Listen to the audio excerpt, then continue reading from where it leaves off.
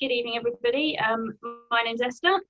Thank you very much for coming to this evening's session. I'm just going to go through a few little housekeeping bits before handing over to our first speaker of the evening.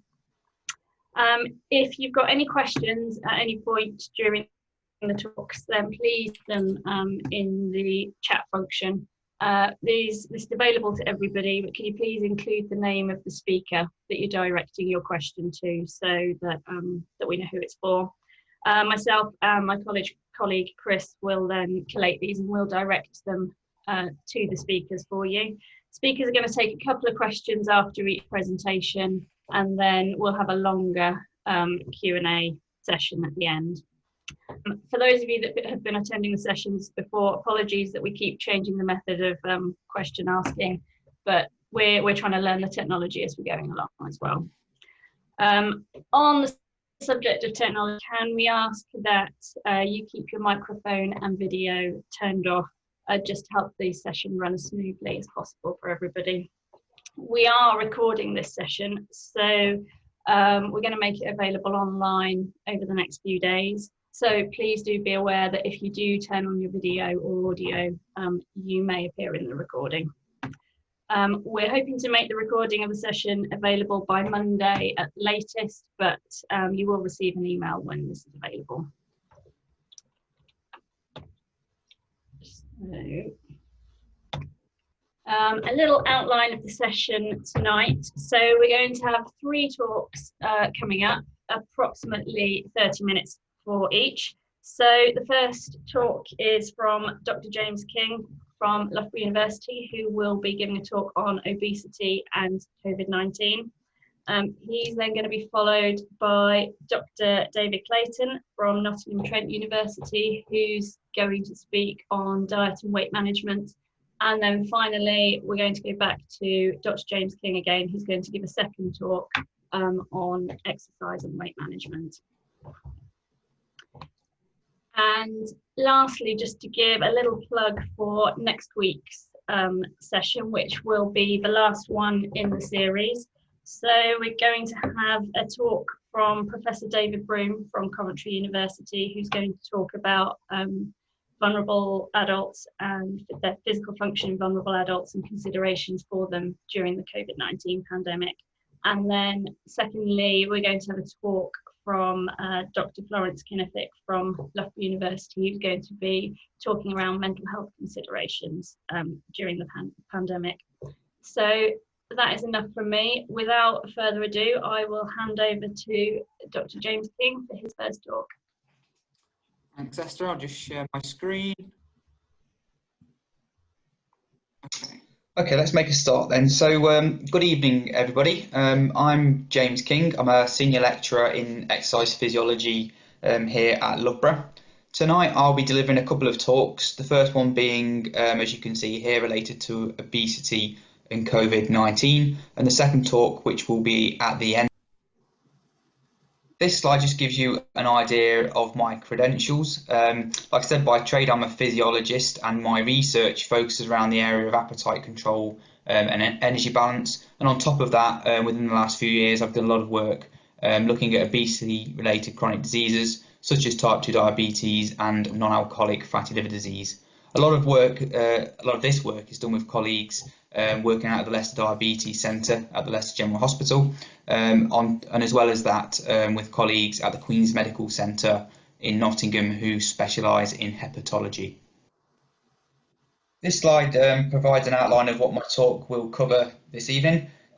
When you look at the emerging observational evidence relating to obesity and COVID-19, the papers tend to break the analysis down into 3 areas. So that being the risk of hospitalisation, subsequent transition to critical care, as well as the risk of mortality from the SARS-CoV-2 infection. On top of that, there are some papers that have been published that have looked at mechanisms, but as other speakers have already alluded to in previous weeks, at the moment this is just speculation, simply because the experiments haven't been done. I should say at this point that the vast majority of what I talk about tonight is observational research or epidemiological research. There are limitations of this sort of research in the sense of we cannot determine cause and effect. There are also other issues with regards to controlling for confounding factors and things like that. So there are some limitations that mean we have to be cautious about the exact numbers that we see when we look at this type of evidence. So as a bit of an introduction, I think it's useful just to cast our mind back a few months when this topic became really popular. And as I'm sure you can all remember, when Boris Johnson was admitted to hospital, I think it was at the end of March or early April, this is when this particular topic really exploded within the wider popular press. And I'm sure most of you can remember that once Boris actually recovered and the case became a little bit less serious, Boris was even joking himself about how it's probably his own BMI, which reportedly was around 36, I believe, was probably was the reason why he suffered so much more than his colleagues. So if you remember, Matt Hancock and Chris Whitty also caught the SARS-CoV-2 infection, but seemingly recovered very quickly within around a week, whereas obviously Boris was the one who required hospitalisation to treat his condition. So this was all over the press, and there was lots of articles within the media, and one particular article even talking about perhaps why America has suffered so badly with SARS-CoV-2 infections. Most of you are probably aware that America has very high levels of obesity. I think we're talking around about 42% of Americans have obesity, and around about a quarter of those actually have morbid obesity, which is a BMI over 40, so very, very high levels of excess body fat. And that compares a little bit worse to the UK, where around 30% of the population have obesity, and only around sort of 2 to 3% of those will be classed as morbidly obese. And because of that, or even since then, lots of people have started to talk about what now needs to be done to help fight COVID-19 that's due to hang around for quite a while. So last Sunday there was a big article in the Sunday Times about keeping obesity in the spotlight, because obviously obesity has been around for a long time, and despite this, particularly despite the fact that we know that obesity causes a lot of suffering and is hugely expensive to the economy, very little progress has been made in actually treating obesity for most people. So what this has led to the Prime Minister to talk about launching a war on fat and various policies around that. We've had articles about the use of gastric bands, seemingly for those with morbid obesity, where we know that bariatric surgery is ultimately the only thing that works in the long run. All sorts of articles across the BBC. We've had calls for interventions for tackling the food industry, and even lots of doctors have been calling for taxes on junk food, something that I believe the Prime Minister has been against for a while, but is now potentially considering. So there's been lots of information within the popular press, and I'm sure it won't go away at any point soon. So before I actually get to COVID-19, I think it's quite interesting to actually point out that we've known for quite a while that obesity is a risk factor for various infections and various infectious diseases. And actually in the past, when we've had previous pandemics, obesity has actually been shown to be a risk factor there as well. So as you can see on the left-hand side here, I've just got one article that shows that individuals with obesity shedded the influenza A virus, I think it was about 40% longer than individuals with a normal body weight. Similarly, with the swine flu epidemic in 2009, the paper in the top right-hand corner reported in California that obesity was a very strong predictor of adverse responses to influenza A. The review in the middle there goes through all sorts of different scenarios of infection and shows quite clearly lots of evidence that suggests that individuals with obesity are more likely to pick up all sorts of different infections in hospital and in response to trauma and so on and so forth, in comparison to individuals with normal body mass. And then finally at the bottom there you can see that one potential mechanism at least by which excess body fat increases infection risk is due to adverse impacts within various cells of the immune system. So this evidence around COVID-19 perhaps should not really come as too much of a surprise for people who have worked in this area in the past. So that brings me on to the first topic within this talk tonight, which relates to evidence surrounding COVID-19 and the risk of hospitalisation. So it's really worth pointing out that evidence currently suggests that around 1 in 5 individuals over 70, I think it is, will require hospitalisation from COVID-19, and that decreases to about 1 in 30 for individuals aged 30 or below. So age has a huge impact on your risk of hospitalisation. But this particular section will look at evidence around whether obesity is associated with an increased likelihood of having symptoms that are so severe that they require individuals to be admitted to hospital. So with regards to the risk of hospitalisation with COVID-19, this particular study led by Mark Hamer is perhaps one of the most comprehensive that's been published to date. So this was an analysis using the UK Biobank cohort, which used a sample in this particular analysis of nearly 400,000 individuals within the UK. This cohort has recently had COVID-19 data linked to it, and they took a positive test as indication as need for hospitalisation, because going back a few months, if you only actually got a test for COVID-19 if you had a severe case. So they almost had a proxy measure of hospitalisation. And using data that had been collected within the UK Biobank between, I think it was 2006 and 2010, the researchers looked at the relationship between a variety of lifestyle scores. So you can see there smoking, physical activity, alcohol and BMI, and ultimately looked to see what the association was between those individual factors and when they were combined for a positive test for COVID-19. What you can see here on the right hand side, this figure shows you the relative risk of hospitalisation based on whether individuals have a healthy weight, an overweight BMI, so that would be a BMI between 25 and 30, or a BMI above 30, which would classify individuals as obese. On the left hand of that figure, you can see the number 1, which means for in these statistical models they accounted for age and sex, and then the bars on the right hand side were also adjusted for ethnicity, diabetes, cardiovascular disease and hypertension. And what this is showing you is that collectively you can see that the risk of hospitalisation is approximately double for individuals with obesity compared to having a healthy weight. And importantly, as the right hand side of the figure shows, that relationship is still there even when you account for metabolic risk factors, which suggests that there's something related to obesity on its own that is problematic.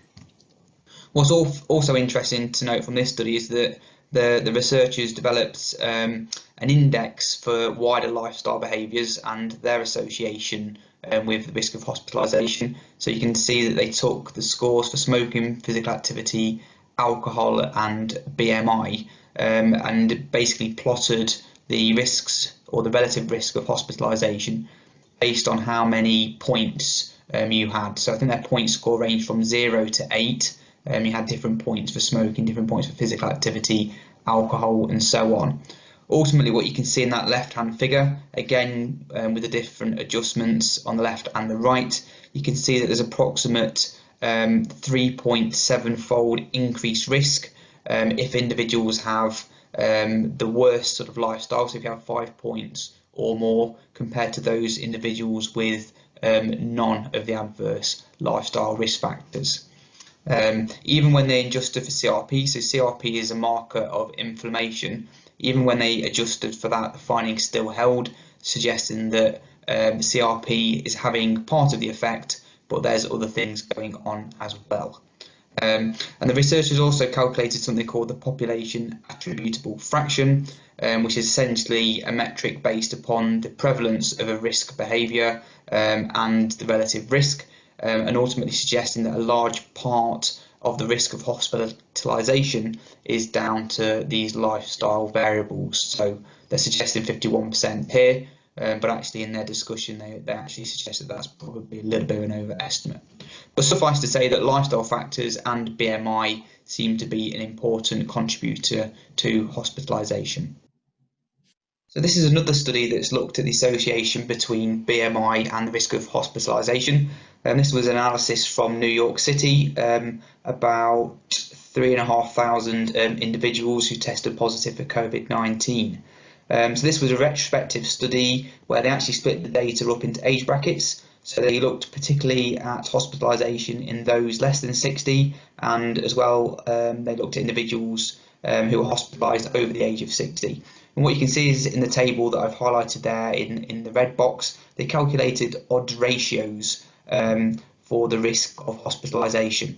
In the top sort of lines of that chart, you can see that in individuals over 60, there was no significant association with obesity. So having a BMI of 30 to 34 or over 35 didn't affect your likelihood of needing hospitalisation.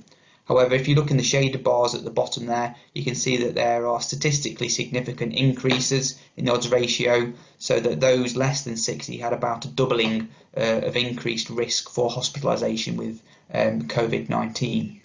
That age discrepancy carried on when they then subsequently looked at ICU admission, so again showing that only the individuals in the younger age bracket had a heightened risk of progression to ICU if they had an elevated BMI. So you can see there in the most severe BMI, so with a BMI over 35, there was nearly a fourfold increased risk of needing ICU compared to those with a normal BMI. So this data is quite nice in showing that actually in older individuals, age is the main risk factor itself, which is essentially what we know is happening, whereas in younger individuals who still have a fully functioning immune system, BMI seems to be more important in this younger age bracket.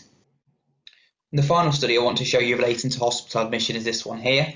And again, this was a study that was conducted using data obtained from New York City, so a collection of hospitals in New York and Long Island. And this data was published recently in the British Medical Journal.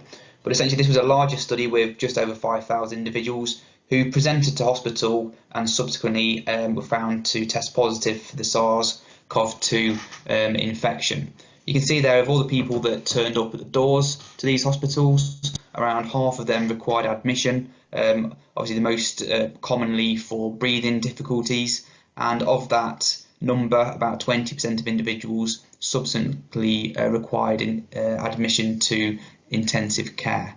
On the left-hand side, you can see the figure there that again plots the odds ratios for hospital admission, and in this scenario, this is for, or the data shows you there the different odds ratio across various age categories. So you can see there with a reference value of 1 being individuals aged 19 to 44, and you can see a dose response increase that is quite impressive when you look at the over 75 category. You can see almost a 50-fold increase in odds ratio for the requirement of hospitalisation. So showing you very clearly how age is a really important risk factor for hospitalisation.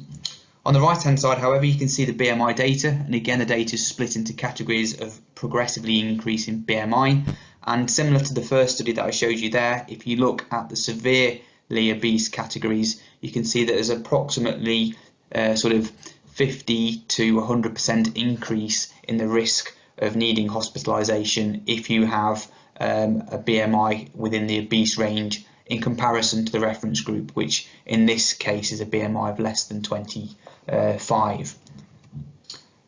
Other factors, so age was an important factor. Being male places you at higher risk as well as that having pre-existing conditions like heart failure and chronic kidney disease alongside obesity. And what was also quite nice to see from this study is actually across the duration of the analysis, which used data across about 3 months, progression to critical care actually declined, which is nice in the fact that it shows that most likely it shows that the medical staff are actually getting better at treating the disease in the early stages, and therefore less people needed critical support within the intensive care unit. So we'll now look at the next part of this talk, which will consider whether BMI affects people's risk of transitioning to the intensive care unit. Quite commonly, this is because individuals just simply cannot maintain their breathing and therefore oxygen saturation on their own, and most often need extra level of support, whether that's through a ventilator or through a continuous positive airway pressure device. But also on top of that, it could just be simply that individuals need wider, more in-depth assistance because of the multifaceted nature of how the SARS-CoV-2 infection affects all sorts aspects of our health. So this first study here was taken from the same paper that was published in the British Medical Journal that I showed you previously. And essentially in this subset of analysis, they looked at individuals transitioning to critical care. As you can see on the left-hand side of the figure, I've highlighted the number of individuals included within the analysis there. And essentially what the individuals found within this particular study was that yes, BMI, particularly BMI over 40, was associated with an increased odds of needing critical care, so a 70% increase compared to individuals with a normal body weight. Age over 75 and heart failure were also independent predictors of risk. But what came out within this more advanced analysis was that when you look specifically at transition to critical care as compared to hospitalisation, the most important or the strongest risk markers were quite different. So as you can see in the figure on the right hand side there, I've included data relating to oxygen saturation, C-reactive protein, which is a marker of inflammation, and D-dimer, which is a marker of increased risk for blood clotting. And what you can see there is the clear dose-response relationships between those clinical markers that were assessed when individuals first arrived at hospital and an increased odds ratio of transitioning to critical care. And the notable thing is there, particularly in the most severe groups, you can see that the odds ratio is significantly higher than other predictors such as BMI and age. So it seems that with regards specifically to transition to critical care or the ICU, that actually some of the clinical markers on arrival are more important, and that probably reflects the fact that disease is already starting to develop, with particular regard to things like inflammation and the risk of clotting. That can be seen at the beginning, and that is a more important risk marker within this regard. This second study here was a publication based on data from Shenzhen in China, involving 383 individuals who tested positive for COVID-19 in January or February of this year. And essentially they were looking at severe pneumonia that was diagnosed via chest x-ray or clinical examination. And you can see that they retrospectively looked back to see what the associations were between different levels of BMI and the risk of developing severe pneumonia, which is obviously one of the main reasons why individuals transition to critical care. What you can see in the figure on the left-hand side, on the y-axis is the odds ratio for severe pneumonia, and then on the x-axis you can see going across progressive classifications of body mass index. What's notable within this figure is that you can see when you look at the data for both men and women combined that there's a dose-response relationship. So the higher your BMI, the higher you were, the more likely you were to develop severe pneumonia. But what's actually quite stark in the middle and the right-hand bars is that association is mainly present for men. So it's in males that having a higher BMI, particularly here a BMI over 28, is associated with a 5 or 6 fold increased odds of developing severe pneumonia. In this paper, the authors weren't able to confirm the reasons for this, but it could be related to differences in body fat distribution between men and women, and with that the link to inflammation, or indeed even differences that we know exist in the immune system between males and females. So within this final study that I want to show you within this subsection of the talk relates to ICU admission and mechanical ventilation. You can see the data is a retrospective cohort published from Lille in France, involving 124 individuals with COVID-19 who were admitted with pneumonia. And you can see there at the bottom about 70% of the individuals in this study subsequently required mechanical ventilation. Now what they did first of all in the figure on the left hand side here, they compared the BMI profiles of individuals admitted to ICU for SARS-CoV-2, so that's the right hand bar of the left hand figure there, and they compared that to individuals admitted to ICU because of other reasons not related to SARS-CoV-2. And what you can see here on the right hand side is that the red zone and the orange zone at the top there is about twice the size of the red and the orange zone of the bar on the left hand side. which is showing you that the prevalence of obesity and severe obesity was about double in individuals admitted for SARS-CoV-2. And you can see at the bottom there that the BMI of individuals, or the average BMI of individuals admitted, was 30 for the SARS-CoV-2 group and 24 for the non-SARS-CoV-2 group. Similarly, in the figure on the right-hand side, you can see this is data relating to mechanical ventilation. And again, on the left-hand side, you can see the column that says yes underneath. You can see that the red zone and the orange zone, which relates to severe obesity and obesity, is significantly greater than the red zone and the orange zone in the right-hand side bar. So that's showing you that the proportion of people needing mechanical ventilation compared to those who didn't need mechanical ventilation, the proportion of people with obesity and severe obesity was significantly greater, and again about twice as great, with an average BMI of 31 versus 27. Similarly, if you look at the data relating to mechanical ventilation cut across different BMI categories, you can see if you go from left to right, the percentage of individuals who needed a ventilator progressively increases as BMI goes up. So it goes up to, for BMI over 35, about 85 or 86% of individuals subsequently needed mechanical ventilation. So although this data can't suggest cause and effect, it indicates that obesity is likely to be a factor promoting the need for admission to ICU and mechanical ventilation. So we're seeing that obesity increases individuals' risk of going to hospital with SARS-CoV-2 and also transitioning to the intensive care unit. The next section of the talk will look at whether obesity affects your risk of dying from the SARS-CoV-2 infection. So this study here is perhaps the largest study to date that I could find that's looked at this issue. And this was a collaboration between researchers at the London School of Medicine and Tropical Hygiene and Oxford University. And it was a prospective cohort study that followed individuals between February and April this year, and essentially used primary care health data on nearly 17.5 million individuals within the UK that were subsequently linked to hospital deaths. So this is obviously a very, very large sample of individuals with very robust assessments of risk factors and also the primary outcome, which was mortality. And you can see there that it was around 5,600 deaths over the 80 days of study.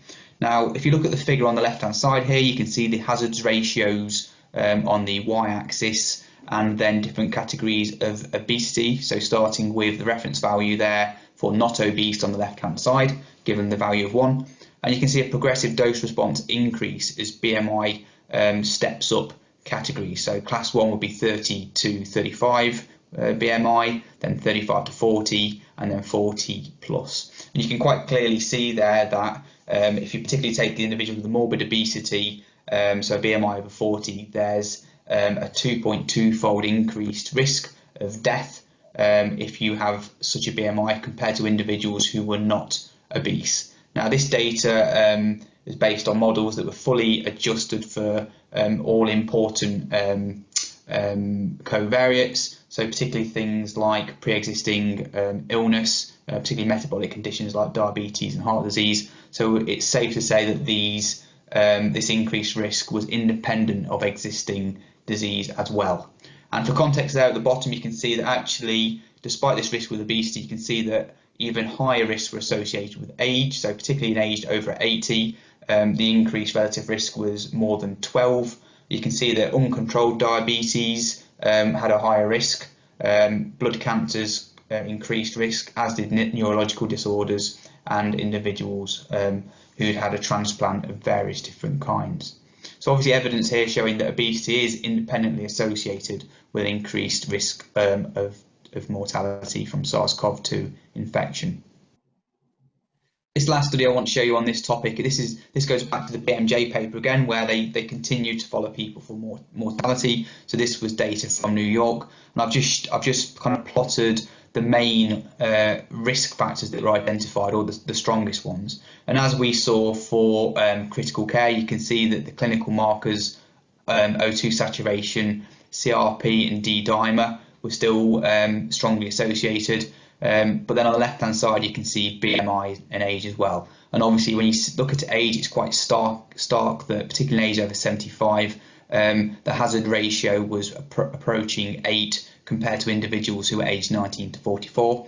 And then if you look at BMI, again, it seems to be those with morbid obesity seem to suffer the worst. So an increased risk of 45% in individuals with a BMI over 40 compared to those less than 25. So it does seem that particularly morbid obesity is an independent risk factor for mortality from SARS-CoV-2 infection. So in the last part of this talk, I'll just briefly touch upon some of the suggested mechanisms by which obesity or high BMI might increase risk for particularly more severe cases of the SARS-CoV-2 infection. Like I said at the beginning, a lot of this kind of not even evidence, a lot of the writing around this topic at the moment is suggestions from individuals working in this area based upon knowledge of how obesity affects both the immune and the respiratory systems.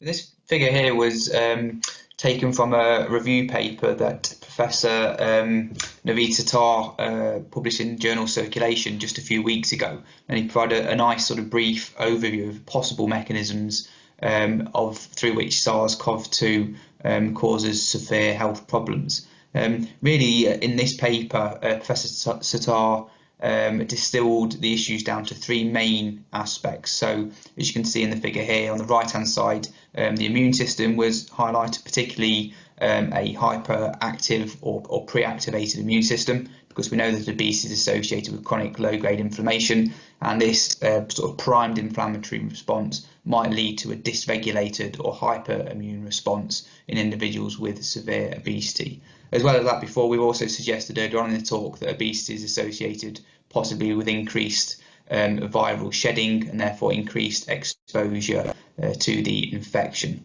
As well as that, in the top left you can see that the respiratory system is highlighted, and we know that individuals with severe obesity in particular have greater difficulty with oxygenating their blood because of issues with respiratory mechanics and respiratory function, which are impaired compared to individuals with normal body weight.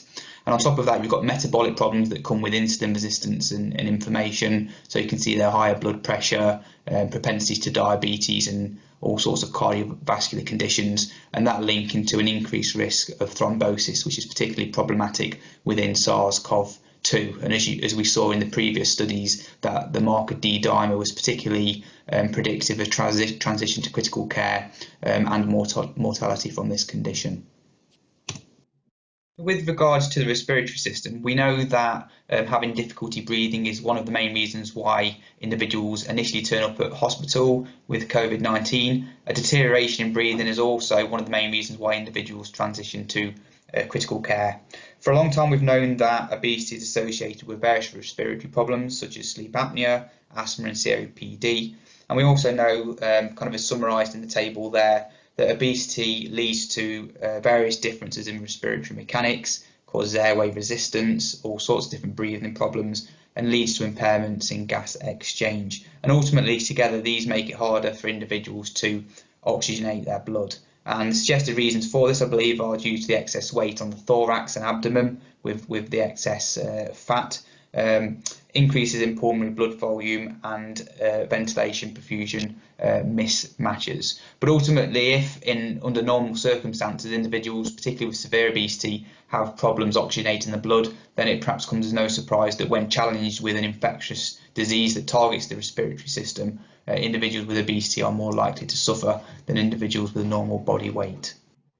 Inflammation, or at least a dysregulated inflammatory response, is a mechanism that has been put forward as possibly being at least partly responsible for the progression of severe cases of COVID-19. Now, obviously, it's important to say that inflammation is a necessary part of responses to infection and healing, but the idea is that the inflammatory response is exaggerated or dysregulated, and that can lead to the cytokine storm sort of condition that's been described quite widely within the media. So essentially the immune system is overactivated and isn't functioning as it should, and is generally causing chaos and attacking the body's own healthy cells as well as the virus infected cells. And the reason for this, or at least the reason why obese individuals might be more prone to this, is because we know that adipose tissue is already inflamed to low levels. So chronic low-grade inflammation is present within individuals with higher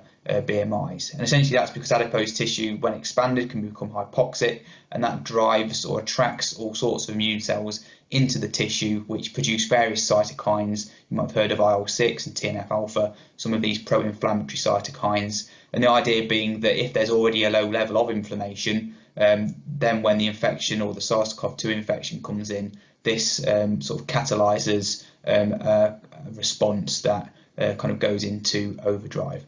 And we do know that low level inflammation is associated with a poorer resistance to infection. So this could be one mechanism by which obese individuals might be more prone to actually picking up the SARS-CoV-2 infection at the very beginning. So the importance of adipose tissue has been sort of highlighted in another review paper, which is part of it is sort of shown here. And in this review, they particularly talk about the fact that the ACE2 receptor, which SARS-CoV-2 uses to actually get into our cells, is also present within adipose tissue itself. And these individuals developed a bit of a model that's shown in the figure on the left-hand side for how adipose tissue and obesity might act as mechanisms for severe cases of COVID-19. And in the figure on the left, you can see how the infection gets into the body through the respiratory system, but then suggests that it can transition to other organs, including adipose tissue, where it can get in through the ACE2 receptor. And because there is already existing low-level inflammation, so you can see there increased levels of these cytokines such as interleukin-1, interleukin-6, and TNF-alpha, the infection sort of interacts with this pre-activated immune system or immune response, and then because it's then in adipose tissue, can have a longer duration of viral shedding, a greater immune activation, possibly leading to this idea of a cytokine storm, which is essentially just a dysregulated cytokine and immune response, and leading to systemic tissue injury of all sorts of organs outside of the respiratory system.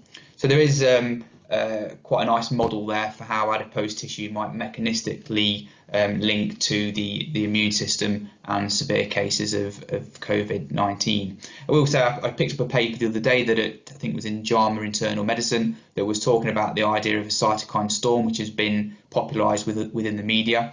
And actually, they suggested in a paper there they got 5 or 6 studies where they'd looked at interleukin-6 as one of the key markers of a cytokine storm, and actually suggested that there's very little evidence for that in COVID-19. That their data showed that IL-6 levels were somewhere between 10 and 40-fold lower in kind of severe cases of COVID-19 than in previous examples of infectious disease that had promoted cytokine storm. So the actual jury, I think, is still out with regards to the mechanisms of that. So that brings me to the end of my talk, and I'll finish just by summarising some of the key points. So we saw at the very beginning that obesity seems to approximately double the risk of hospital admission for COVID-19.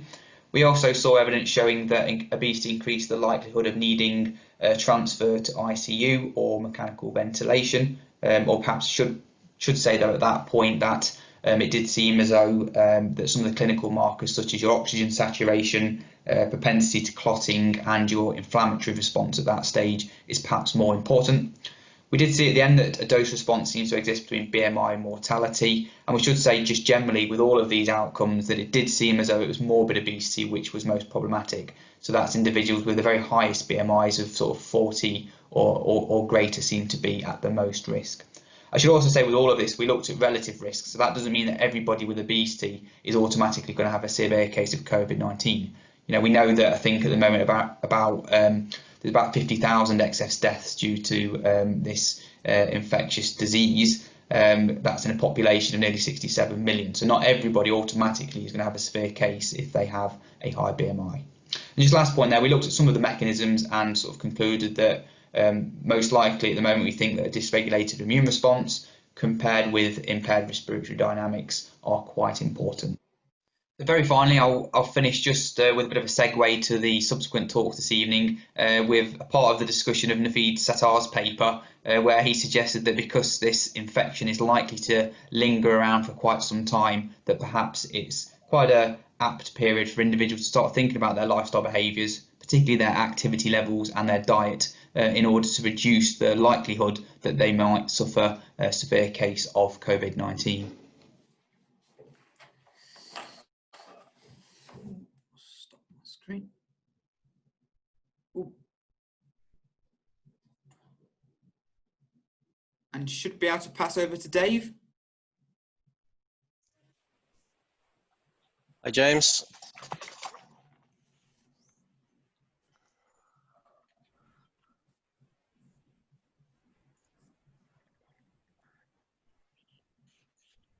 Can you see that, James? Yeah, I can see that. Just click the slideshow. Is that playing? Yeah, I can see you talk, yeah. Yeah, okie doke. Okay, so first of all, just like to thank everyone for tuning in to listen to this talk today. I think it follows on very nicely from what James was just talking about. When you look at the statistics on obesity, there really is a clear link, I think, between obesity and the severity of symptoms associated with COVID-19. So it makes sense to look at this today. And my talk is going to be on diet and weight management. So sorry, I should just introduce myself. My name is Dr. David Clayton. I'm a lecturer and researcher at Nottingham Trent University. And my research primarily focuses on energy restriction. So I look at different methods of energy restriction, and I'm primarily interested in how they impact things like appetite regulation and metabolism. And I'll talk a little bit about that in today's talk.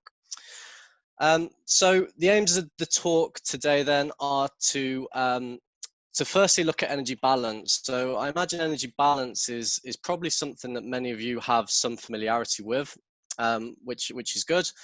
But today I specifically want to talk about the interaction between components of energy balance. So we often look at energy balance as being these two isolated things, energy intake and energy expenditure, but these things are in fact related, and there's more and more research to come out to suggest that's the case. And this could be a barrier to success for many diets. Then I'll move on to talk about whether it matters where we get our calories from. So I'm talking about things like carbohydrate, protein, and fats, the nutrients that provide energy to the diet. It's a very hot topic at the minute, so there's a reasonable amount of research on it. So we'll talk about how, whether it matters where we're getting our calories from. I'll then move on to talk about whether it matters when we eat. So this is something that I'm particularly interested in and links specifically with my research, because I've looked a lot at intermittent fasting previously. So we'll be looking at different methods of intermittent fasting and whether there's any benefits, whether there's any research out there to suggest that it might be beneficial to alter when we eat. Finally, then I'll just tie that in with COVID-19 pandemic. So again, sort of following on from what James was talking about on how we need to act in regard to diet during the COVID-19 pandemic, and finally some take-home messages as well. So just to get started, then I thought I'd sort of show you what I see as I walk into many supermarkets and many bookstores and things these days. There's a plethora of information out there in regard to different diets, and every single diet book is proposing to be the miracle solution to helping you lose weight, and it can be very hard to deal with, I think, on a on a sort of day-to-day basis to find out what is relevant and what isn't. So I believe that you can really boil this down to energy balance ultimately. So if we assess energy balance closely, then we should be able to determine which diets might work for us and which ones might not. And the factor is what fits in with your daily life as well. So the sort of diet that fits in with your life is the one that's more likely to be successful. But as I said, the first thing I wanted to talk about is energy balance. And any loss or any gain in weight is ultimately going to come down to a change in energy balance. The energy that we take in comes from the foods that we consume, and then we expend energy through various pathways. So you can see on the right hand side of this slide, you can see the aspects of energy expenditure here that I wanted to highlight. So we've got our resting metabolic rate. So this accounts for the energy cost of breathing, of keeping our heart beating, of cell renewal and things like that. So we don't have an awful lot of control over this component of energy expenditure. Our dietary induced thermogenesis is basically the energy required to digest and absorb the nutrients that we consume in food. So that's very important, but again, we don't have much control over that.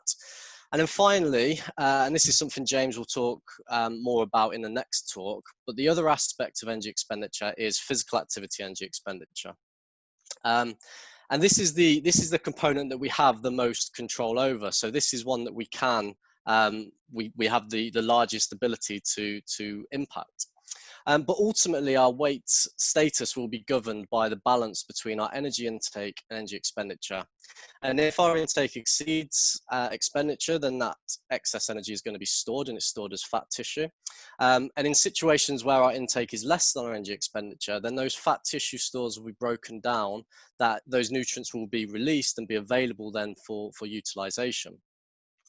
But these factors, as I mentioned at the start, are often talked about independently. So people often talk about energy intake and energy expenditure as being these completely separate things, but there's more and more research emerging to suggest that there's clear links between what we eat and how much we do. Particularly, as I sort of alluded to there, particularly how much we do. So the amount of energy we expend through physical activity and exercise. So we've conducted a study recently where we found that even just a couple of days of energy restriction can have quite a large and profound impact on the amount of physical activity that we do. So this relationship does exist, and I think to have an understanding of energy balance is very important when we are hoping to find success from different diets. It's important to have an awareness that what we eat isn't the only thing that's going to impact energy balance, because it could be that what we eat also impacts our energy expenditure, as highlighted in that last example. So one of the main reasons that dieting is hard is this adaptive thermogenesis that takes place. So adaptive thermogenesis is essentially where we see a decrease in the amount of energy that's being expended, which exceeds what we would expect to see, if that makes sense. So we can predict with fairly good accuracy how many calories people are going to expend based on things like their height, their weight, their age, and their body composition. So if we have that information, we're able to make fairly accurate predictions on how many calories people will expend. And you can see from this graph at the bottom of this slide what this looks like in different conditions. So in the weight stable condition, we can predict this with fairly good accuracy. So the amount of energy we expect someone to expend is very similar to the amount that they do when measured in a calorimetry chamber. But if somebody experiences weight loss, you can see from these two examples next to this on the slide that there is a substantial reduction. So there is far less calories being expended than we might expect. And this is one of the main reasons that dieting is very hard, because we see reductions in both resting and activity energy expenditure. So while resting, our basal metabolic processes slow down, they take less calories to perform those same tasks, which reduces the amount of calories we're burning through that. And also the amount of activity that we do tends to go down as well. So it's kind of a double whammy to the energy expenditure side of this paradigm, which then obviously is going to have an impact on energy intake as well. The other factor that makes weight loss very difficult, particularly in relation to diet, is the effect that that weight loss has on our appetite regulatory system.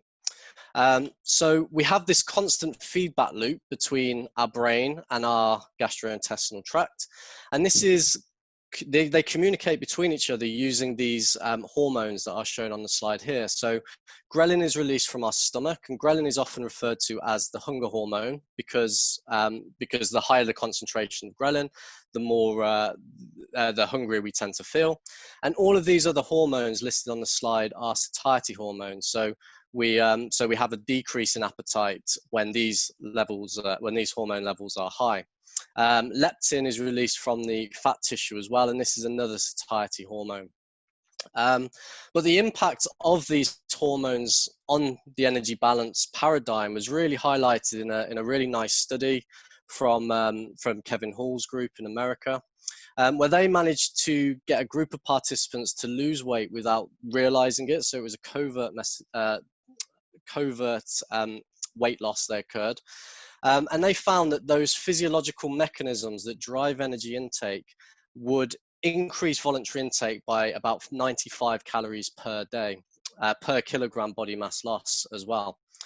So to put that into perspective, if you were to lose 5 kilograms body weight, which could be 5%, could be slightly more than 5% for some people, which is currently the recommendation in terms of improving general health, then that would essentially increase your internal drive to eat by 500 calories per day. And whilst you might not necessarily eat 500 calories more per day, you might be able to resist that. It is a very strong mechanism that's pulling you to consume more calories. So these two factors, the reason I started my talk this way is I really wanted to highlight this interaction between what we eat and how much energy we expend, because there is a relationship going on there. And it's important to realize that in order to achieve long-term weight loss, in my opinion. So does it matter where we get our calories from? So this moves on to the next part of my talk. This is a very hot topic at the minute. It's a real topic of debate, particularly in relation to things like low carbohydrate dieting or low fat dieting. So in terms of the diet, we can obviously get calories from different places. We can get them from carbohydrate, from fat, and from protein. But the actual distribution of those calories, does that impact weight loss?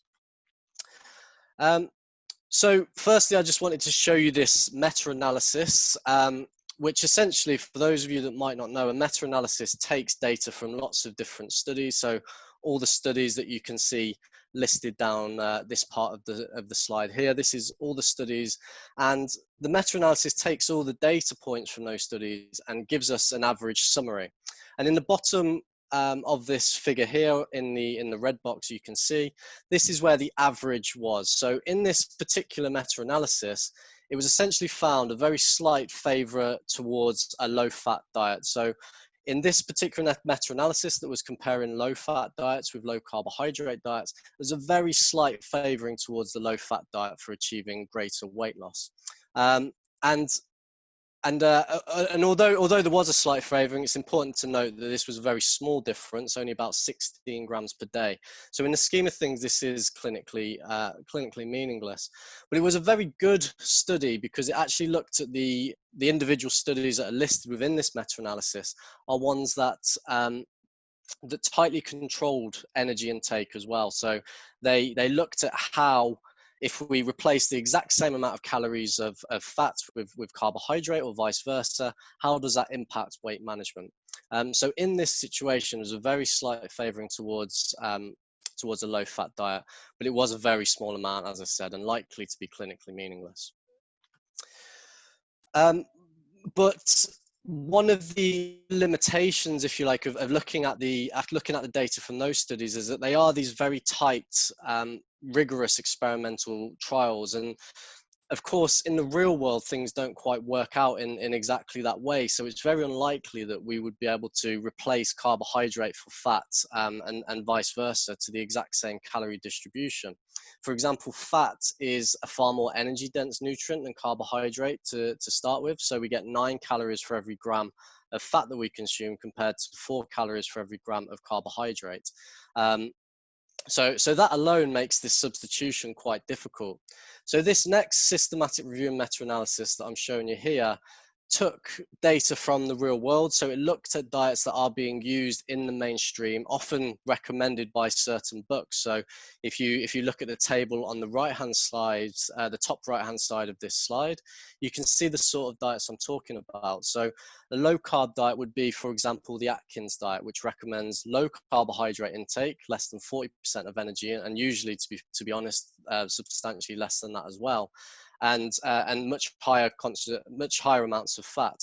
The balanced diet, so things like Weight Watchers and Slimming World would fall under this category, which basically recommend a reduction in all nutrients in the diet. So a small reduction in carbohydrate and fat, and potentially protein as well, to reduce calorie intake overall. And then we have things like the Ornish diet, which is a low-fat diet, and in the opposite to the carbohydrate diet, we have much higher amounts of energy provided by carbohydrates and much smaller amounts of energy provided by fat. And ultimately, if you look towards the bottom of this slide, you can see what these results found. So a low carbohydrate diet and a low fat diet both achieve significant weight loss at 6 months. So around about 4.5 kilograms weight loss at 6 months. And slightly behind that, but also a significant weight loss was achieved from a balanced diet. So essentially what this information is saying is that we can lose weight using any of these different methods. So they can all work in their own particular way. There's not going to be one particular diet that's going to be overly beneficial than another. It's going to ultimately come down to this energy balance and how many calories are being consumed. One of the major problems with weight loss, particularly from diet, is the long-term weight loss. So in this study, they found that the effects disappeared at 12 months. And currently, when we look at purely dietary restriction studies, it's very hard to see, to find studies that have found positive effects much beyond 12, 18 months. So what does this information tell us? Well, what it tells us is that all of these diets can be successful, so they all can work. And it's going to primarily come down to how capable these diets are to restrict energy intake. So if we take the low carbohydrate, for example, a carbohydrate is a major macronutrient in most people's diets. So if we were to withdraw all the carbohydrate from someone's diet, although they may replace some of those missed calories with fat, there's ultimately likely to be an energy deficit that's still present. So essentially, what I'm saying from this first part of the talk is that all of these diets can work. And some people might consider that to be a pessimistic finding, I guess, because I'm not sort of highlighting here the holy grail towards diet weight loss or anything like that. But personally, I don't think that will ever exist. I think it's going to depend very much on individual circumstances. But what I take from this, and what I think is very good, is that it shows that all these different diets can work in the right circumstances. But long-term sustainability is the issue. So how else can we adjust the diet? So one thing that I've researched a little bit myself is intermittent fasting. And in the UK, one of the most popular methods of intermittent fasting is the 5-2 diet. This was made particularly popular by Michael Mosley. He did a television program on it that was very successful. And so the 5-2 diet has really taken off, particularly in the UK, far less so if we look worldwide, but in the UK, the 5-2 diet is really popular choice among dieters. And for anyone that doesn't know, the diagram sort of in the middle of this slide indicates how the 5-2 diet works. So a traditional diet basically recommends a restriction of calorie intake throughout the whole week. So Monday to Sunday, you might restrict your calorie intake by about 20%. The way the 5-2 diet works is that it imposes a much larger energy deficit on 2 days of the week, which allows you then to return to a more normal amount of calories to consume on the other days. Some of the people that support this diet say that this allows for more flexibility in dieting, as well as potentially alleviating some of the burden of constantly counting calories and things like that. So the 5-2 diet is very, very popular in the UK. So we'll have a look at some research to look at how successful it can be in terms of weight loss. And then the sort of final part of this part of the talk, I'm going to talk about whether it matters when we eat. And this is something that I find very, very interesting. This is, I think this will really be a really big thing in a couple of years' time, perhaps. But the typical Western diet involves the majority of our 24-hour day spent either eating or digesting and absorbing the nutrients that we consume in food. So this might take potentially 14 to 16 hours of our 24-hour day may be spent in one of these states, whether it's eating or digesting or absorbing food. There's a method of dieting which falls under the border, under the bracket of intermittent fasting, called time-restricted feeding. And the way that this diet is proposed to work is by reducing the amount of hours within the day that we consume food and extending the amount of time that we would fast. So if you look at the figure just at the bottom of this slide, you can see how that might work, transitioning from the left figure to the right figure. So the next part of this talk we'll discuss, we'll look at the results from these sorts of diets. So firstly then the 5-2 diet. So the best study to my knowledge that has been done on the 5-2 diet was conducted by a group from Germany. And they compared the 5-2 intermittent fasting diet with a continuous energy restriction diet, which, as I said on the previous slide, is where energy is restricted every single day of the week. And they compared this to this 5-2 diet where they had 2 non-consecutive days of far more severe energy restriction. But importantly, in these 2 diets, the actual reduction in energy intake was relatively similar.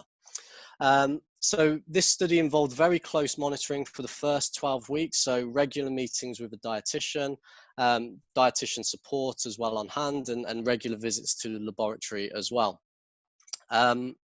And as you can see from the figure on the right-hand side of this slide, this was very successful in terms of achieving weight loss, and participants in both groups achieved weight loss.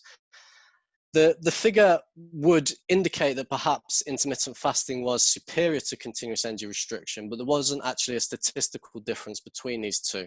But they were both different to the control group, whereby no dietary intervention was imposed within the control group. Between weeks 12 and 24, they relinquished control slightly with far less frequent dietary consultations with a dietitian. And it was good to see that even with this reduced amount of control, these 2 diets both managed to maintain the weight loss between the 12 and 24 week period. And then between week 24 and week 50, control was very much relinquished, and they just got participants back in at week 50 for final measurements. And from that data point on the graph, you can see that weight loss is still maintained in both groups, which is a really positive finding. And this is basically a year on. So compared to several other studies, this shows a really positive effect in terms of year-long weight loss. But at this point, there really was no differences at all between intermittent fasting and continuous energy restriction. So essentially, the sort of summary from this study is that both intermittent fasting and continuous energy restriction are capable of inducing weight loss, but it doesn't appear to be, at least, that any one is more is superior over the other. The other thing just to highlight in this study, they also took blood samples and looked at several markers of health, such as insulin sensitivity, blood lipid profile, which are risk markers for several chronic diseases. And again, they found no difference between the 2 dietary conditions in this study, which strongly suggests that the success that you see with intermittent fasting or continuous energy restriction in this case is due to the energy deficit that is created. So the greater the energy deficit, the greater the weight loss. And based on the other findings from this data, the health outcomes will also be strongly related to the energy deficit. So moving on then to the other form of intermittent fasting I wanted to discuss briefly, time-restricted eating. So this is often referred to as a 16-8 diet. Some people may be familiar with this term. Essentially what this means is that you spend 16 hours of your day fasting and 8 hours of your 24-hour day where you are permitted to eat. In this study, they implemented this eating window between 10 a.m. and 6 p.m. And although there is a control group on this graph, it wasn't an active control group, so it wasn't a group that went through the study at the same time as the time-restricted feeding group. So that's a slight limitation to this study there. It was a historical control group that they used. However, I think the key point that I wanted to make by including this study is that, again, this sort of method of energy restriction is capable of achieving weight loss. So you can see from this study over a 12-week period that participants were able to lose about 2% of their body mass from this method of dieting. And again, the major mechanism for why this works, or certainly in regard to the weight management, is again the effect that it has on energy intake. So by restricting the amount of time that people were able to eat, although they didn't give them any instructions in terms of reducing how much they ate, that wasn't part of this study, they were allowed to eat freely. But because they were eating freely in a much shorter eating window, it reduced how much they ate overall. So again, the effects shown in this study are mainly due to the effect of on weight, on energy balance. So the final study that I wanted to present to you this evening is looking at meal timing. And this study isn't actually a weight loss study. So this is the only study, because the sort of brief for this talk was to look at different diets and how they impact weight loss. That's why I focused primarily on that. But I thought that this was worthy of merit as well, because it's a really interesting study related to meal timing. So study, they took a group of pre-diabetic males and they performed a crossover intervention, which essentially means that all participants completed both arms of the experiment, which is a really strong study design because it means that no individual differences between participants might have impacted or might have influenced the results. The study itself was a 5-week dietary intervention where participants ate either within a 12-hour eating window or a 6-hour eating window. And at the bottom of this slide, you can see the schematic there for the study on basically how that was conducted. What was really novel about this study, and one of the major reasons I brought up this evening, is the timing that they allowed energy intake in that time restricted condition was at the early part of the day. So if you look at data in the UK, the most popular and most used method of intermittent fasting is skipping breakfast. So skipping breakfast in the morning and maybe having your first meal at lunchtime is a method of intermittent fasting, but it takes away calorie intake at the early part of the day. This study looked at consuming calories in the early part of the day and fasting during the later part of the day. And as I said, it wasn't a weight loss study, so that isn't an outcome from this study. The research team provided all the meals in this study, so we know it was very tightly controlled, and we know that participants were able to adhere to this protocol.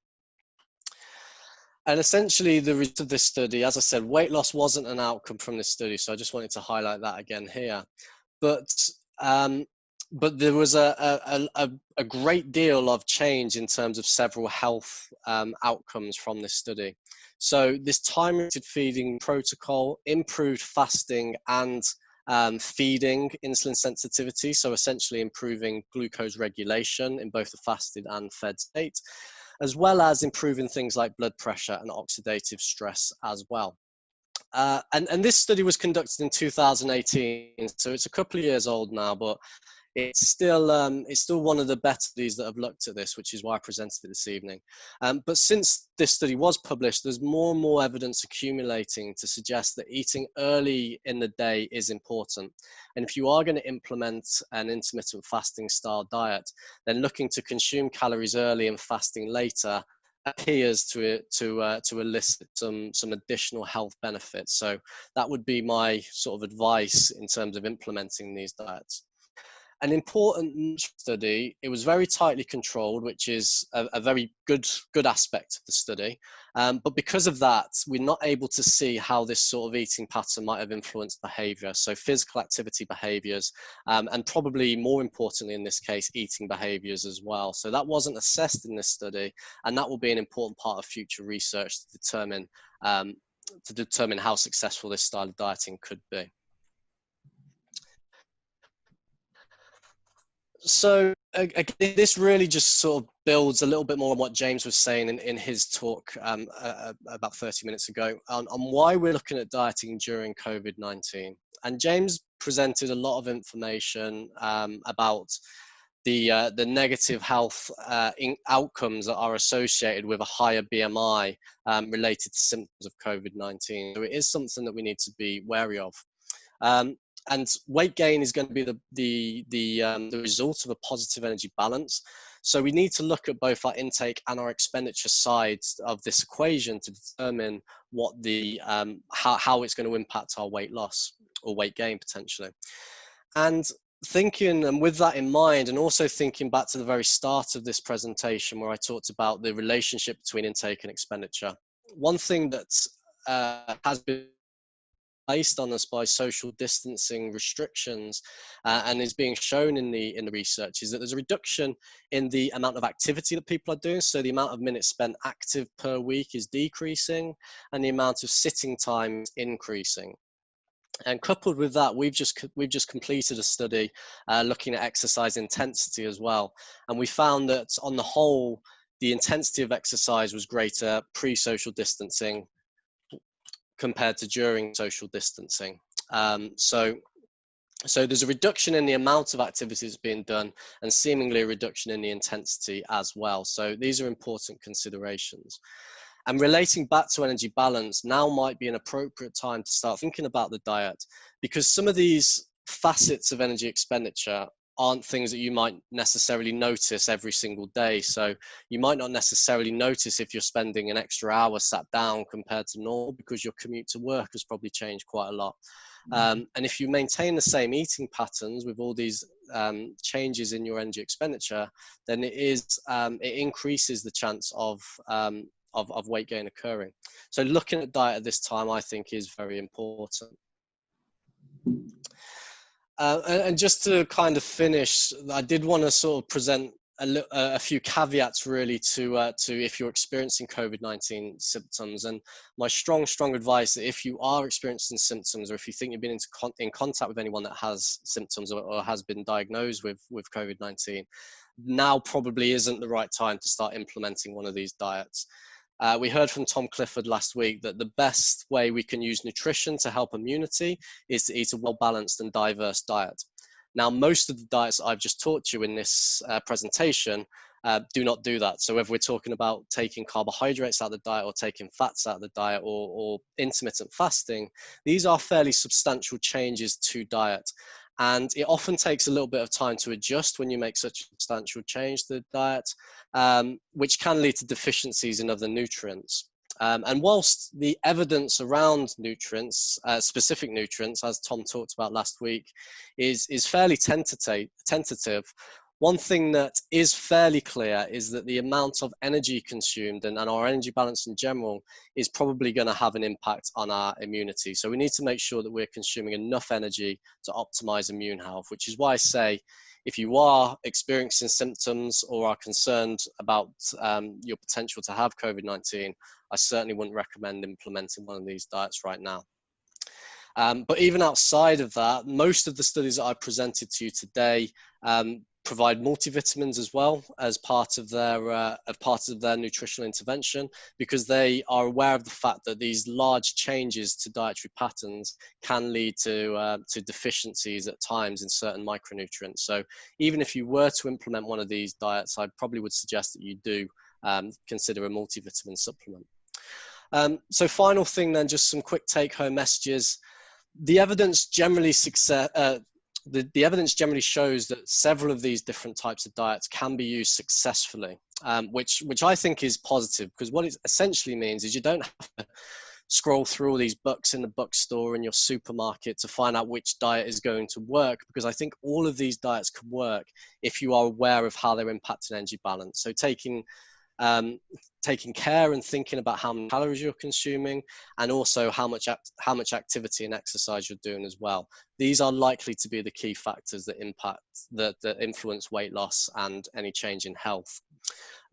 There's no strong evidence at the minute that one diet elicits greater benefits over another. As I said, I think there's real potential around meal timing to potentially be a factor that could improve health, but that's far from clear at this moment. So there's still more research to do on that. There's never, in my opinion at least, there's never going to be a one size fits all when it comes to diet.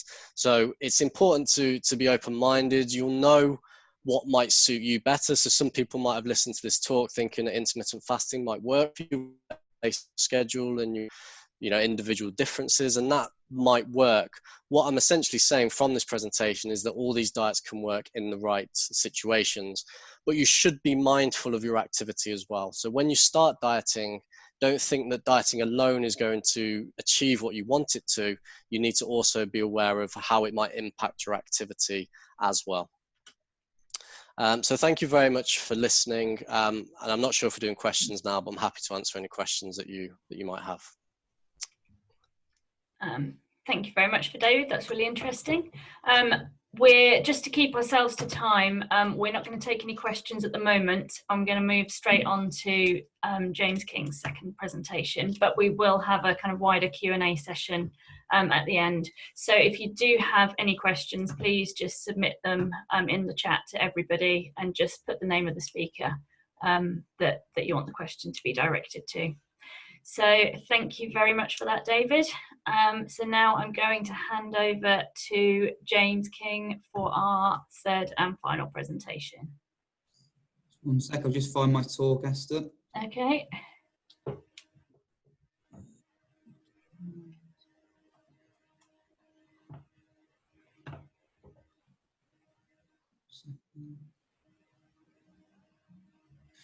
Okie dokie, I think we're there.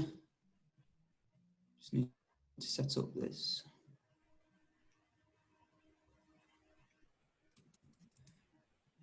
Struggling to get the Zoom back up. Okay. There we go. Right then, so.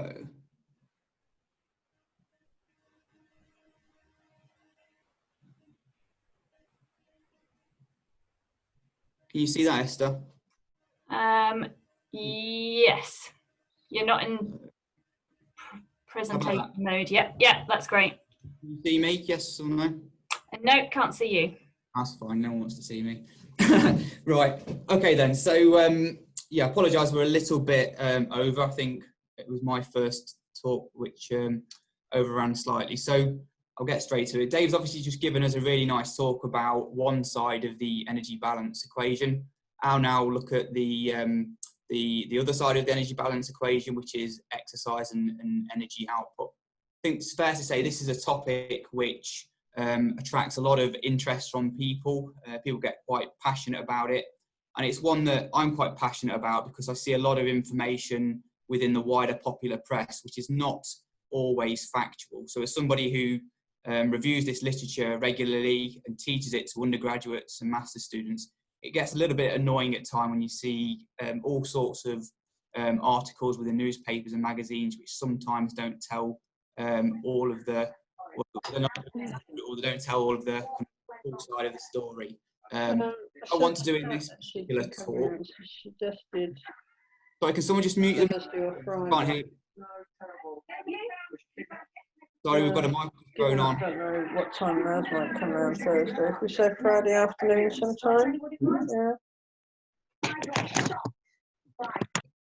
There we go. I think we're back now. Okay.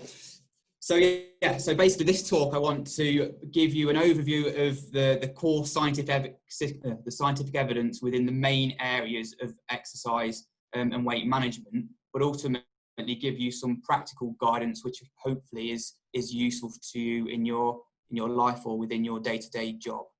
So when we talk about exercise and weight control, we tend to distill the evidence or the argument down to 3 different areas, and that's because in each of these different scenarios that you can see here, the goals that we're trying to achieve and the individuals and the circumstances are completely different.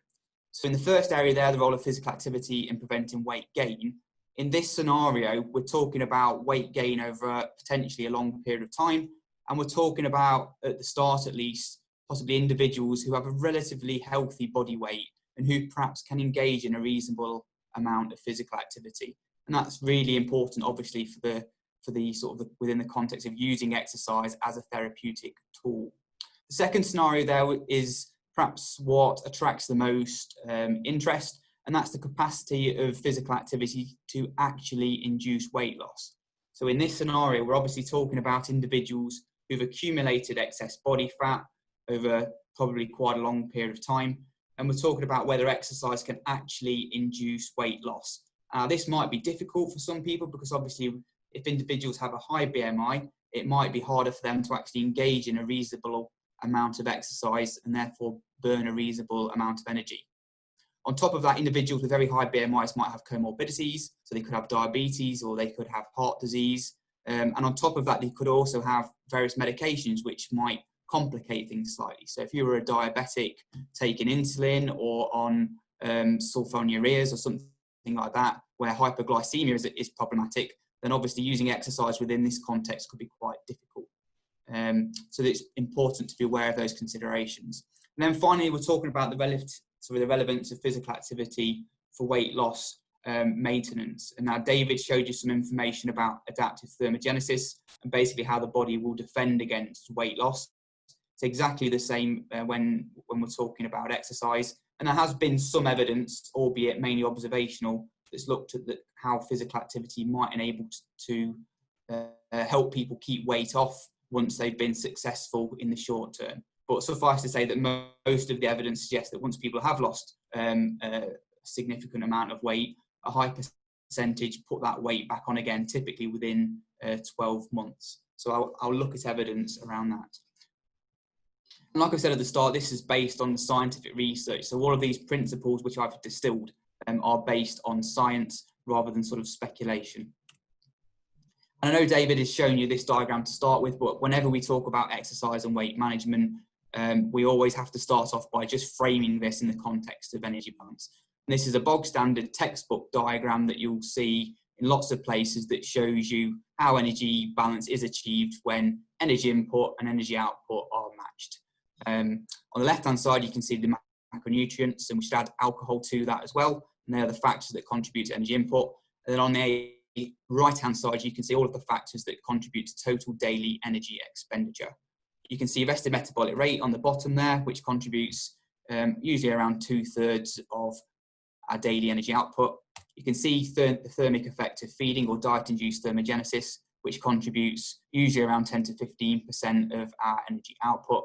And then you can see physical activity circled there in the middle, which for the average person on the street equates to around 15 to 20%. Now, obviously, as you can see there, the thermic effects of feeding and rested metabolic rate are relatively fixed. We can't do very much about the energy output from those sources on a day-to-day basis.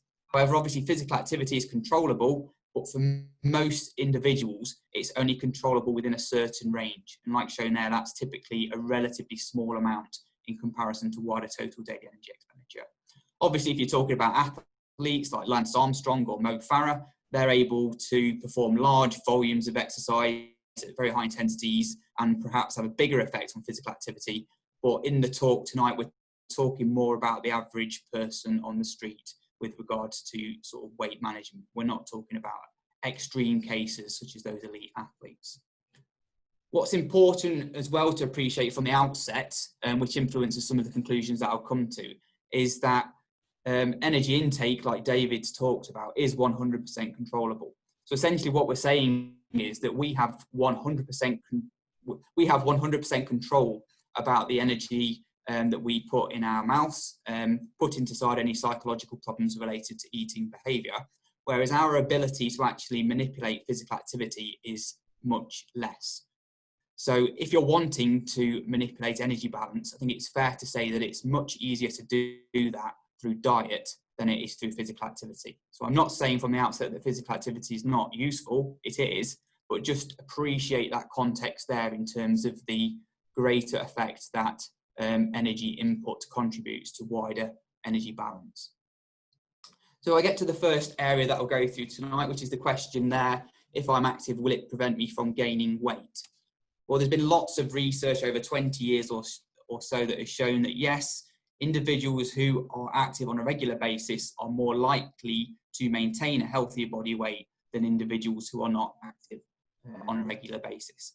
And there's been lots and lots of observational research that's either cross-sectionally looked at active versus inactive individuals, or has followed people over a number of years to essentially see whether those who are more active are less likely to gain weight.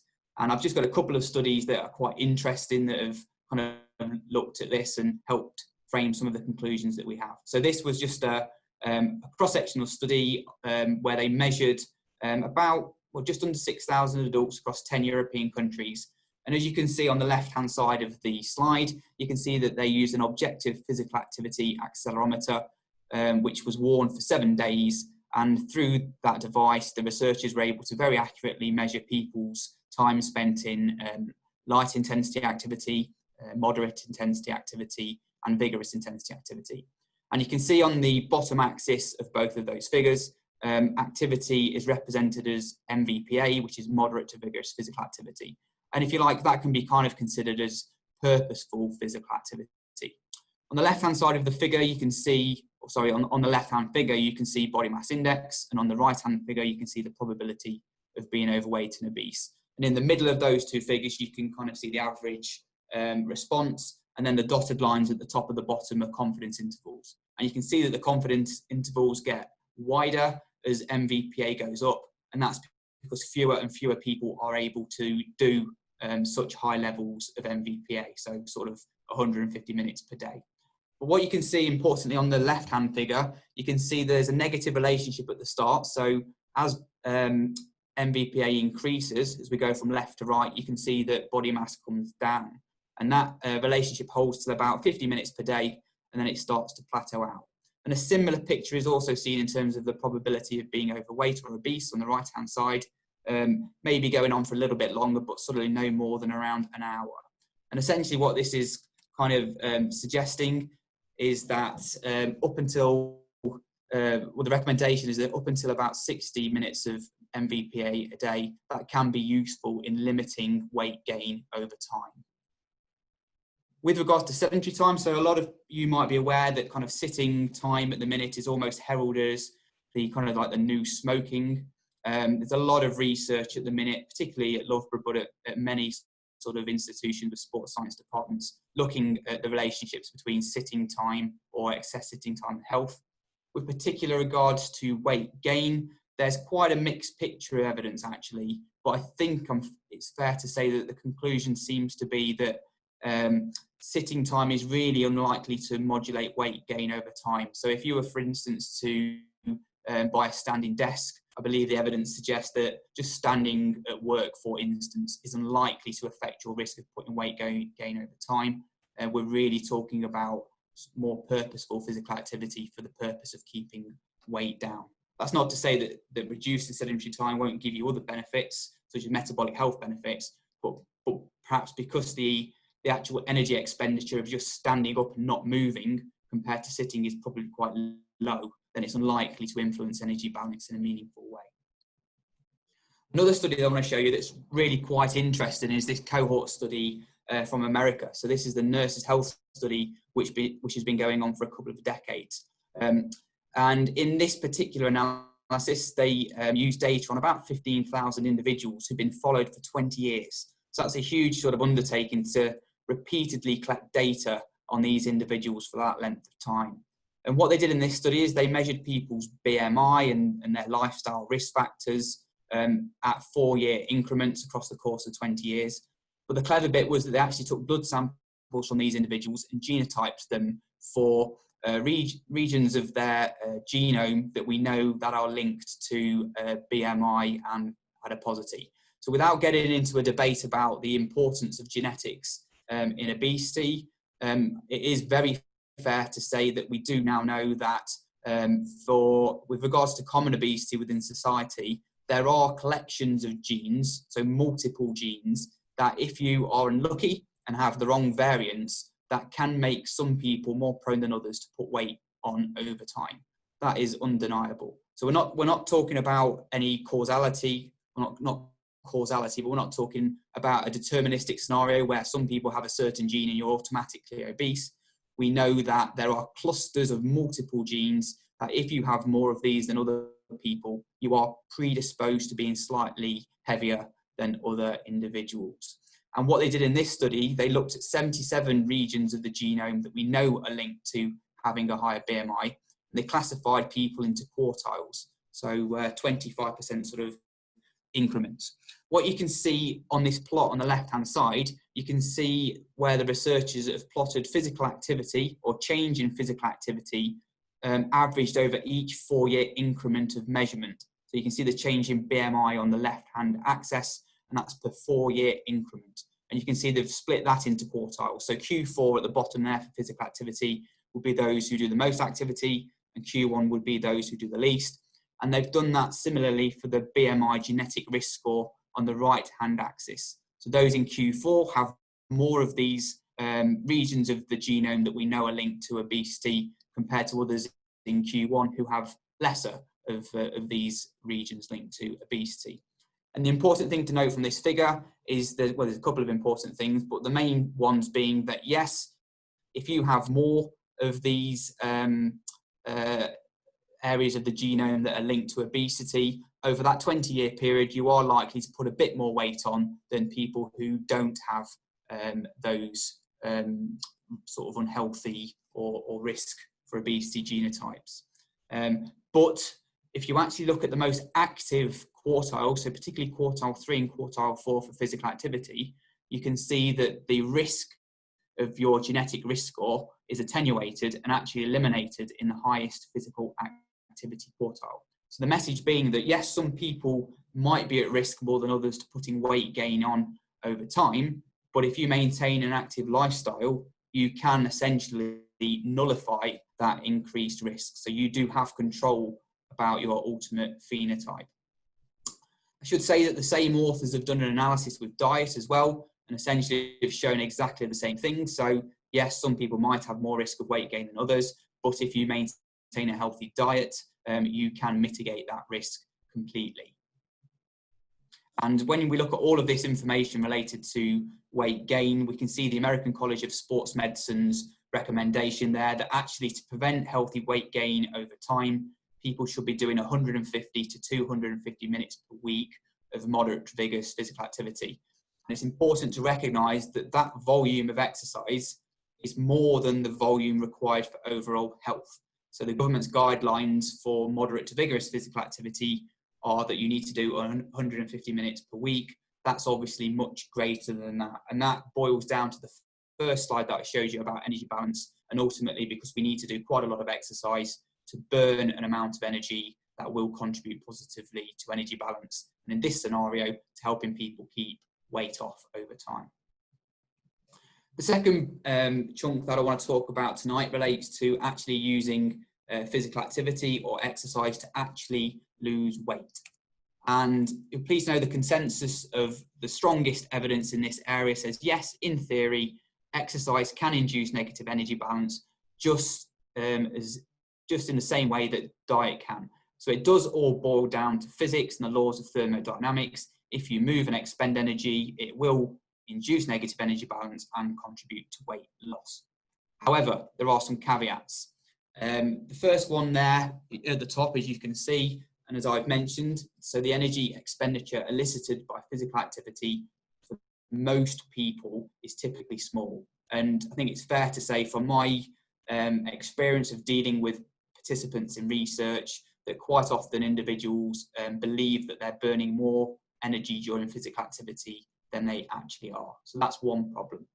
Another problem or issue is that if we are to use exercise, particularly on its own for the purpose of causing weight loss, just as David's talked to you about diet and how obviously we'd need to energy restrict essentially on most days of the week, the same goes for physical activity. So if you're using physical activity to induce negative energy balance and cause weight loss, you need to be doing it on pretty much every day of the week. And I'm sure you can appreciate appreciate most people, for one, don't have the time to do that. They probably also don't have the motivation to do that. And on top of that, they might not be able to do that because when you do exercise, particularly if you're deconditioned, it hurts a bit. You might have sore muscles and so on. So suffice to say that most people can't perform exercise as regularly as perhaps what it would be needed to contribute to substantial weight loss. The third one being there again, David mentioned about compensation, just the same as when you energy restrict through diet. When you burn energy through exercise and you start to lose weight, you're fighting against millions of years of evolutionary biology, and your body will fight back. So your resting metabolic rate will drop, your senses will increase with regards to food and food rewards, so your cravings will increase and all of that. And in terms of behavioural compensation as well, you probably get more lethargic outside your formal activity sessions. So perhaps instead of walking to the shops and burning maybe 200 calories after you've done a kind of a more formal bout of exercise, you might decide to jump in the car, and straight away you've nullified 200 calories that you would have expended. So the body will fight back against you to try and narrow that energy gap, and ultimately that might contribute to exercise perhaps not being as effective as what we might hope it would be. Ultimately, when we're talking particularly about weight loss, we have to consider that essentially the accumulated effects of exercise boils down to what is done within each individual bout. What I've plotted on this slide here, you can see on the kind of the left-hand axis there, that's the rate of energy expenditure in calories per minute. And then across the bottom, you've got different speeds of walking, which increase from left to right, overlaid by individuals with different body weight. So in this particular example with walking and perhaps running towards the right-hand side there, you can see that because it's a weight-bearing activity, that heavier individuals will burn more energy than individuals who have a lower body mass. Straight away, you can probably appreciate, if you look at the rate of energy expenditure, it's not fantastic, particularly for the lower intensities of activity in the lighter individuals. And just to sort of multiply that up there, on the right-hand side, I've put a scenario there, or probably a couple of scenarios really, for the heaviest individual within this example. So if you take the individual with a body mass of 91 kilograms, brisk walking at 3 miles per hour, if they were to do that for 30 minutes, they burn about 160 calories, which is about a couple of digestive biscuits, not particularly a lot of energy. If you even multiply that up to maybe a slow jog, so if you take that individual and they exercise at 4 miles an hour, so perhaps a slow jog, across 30 minutes, they'll burn 210 calories. So again, in a relative sense, we're talking about quite a low amount of energy. If we also then put it in a different scenario and flip it slightly and say, well, if you were going to energy restrict through diet, you perhaps try and cut out 500 calories a day. If you were to induce the same negative energy balance through jogging at 4 miles an hour, this individual would have to do that for 71 minutes or an hour and 11 every single day. So hopefully that just gives you a bit of a tangible sense of energy and energy expenditure through physical activity, and an appreciation that in most cases and for most people, the energy expenditure is not massive. With regard to some more broader principles, if we are trying to maximize energy expenditure, we should be promoting aerobic exercise using large muscle groups. So we know that obviously walking, or certainly running, swimming, cycling, rowing, these aerobic forms of exercise are going to burn a lot more energy than, for instance, resistance training, which is primarily anaerobic and is associated with a much lesser energy expenditure. On top of that, another kind of consideration is this issue that's often termed the afterburn. So particularly if you read lots of magazines, they'll talk about how you continue to burn lots and lots of energy for hours and hours after exercise. I can tell you today, without any shadow of a doubt, that that is complete nonsense. We've done the studies here at Loughborough. I've reviewed the evidence lots and lots of times. And actually this idea of an afterburn, which we call post-exercise oxygen consumption, so the idea that metabolic rate is elevated after exercise, is completely false. So we did one particular study where we had individuals in the lab for about 14 hours after very hard exercise, and the total uplift in energy expenditure across 14 hours was 10 calories. So you can essentially eliminate that idea of an afterburn with regards to physical activity. Another issue that tends to crop up within the wider popular press is this idea of fat burning zones. So people will say, oh, you need to exercise low intensity because that will burn the most fat. Now, in one instance, they're correct in saying that in a relative sense, if you exercise at kind of a low to moderate intensity, proportionally, you will be burning more fat than carbohydrates at that point.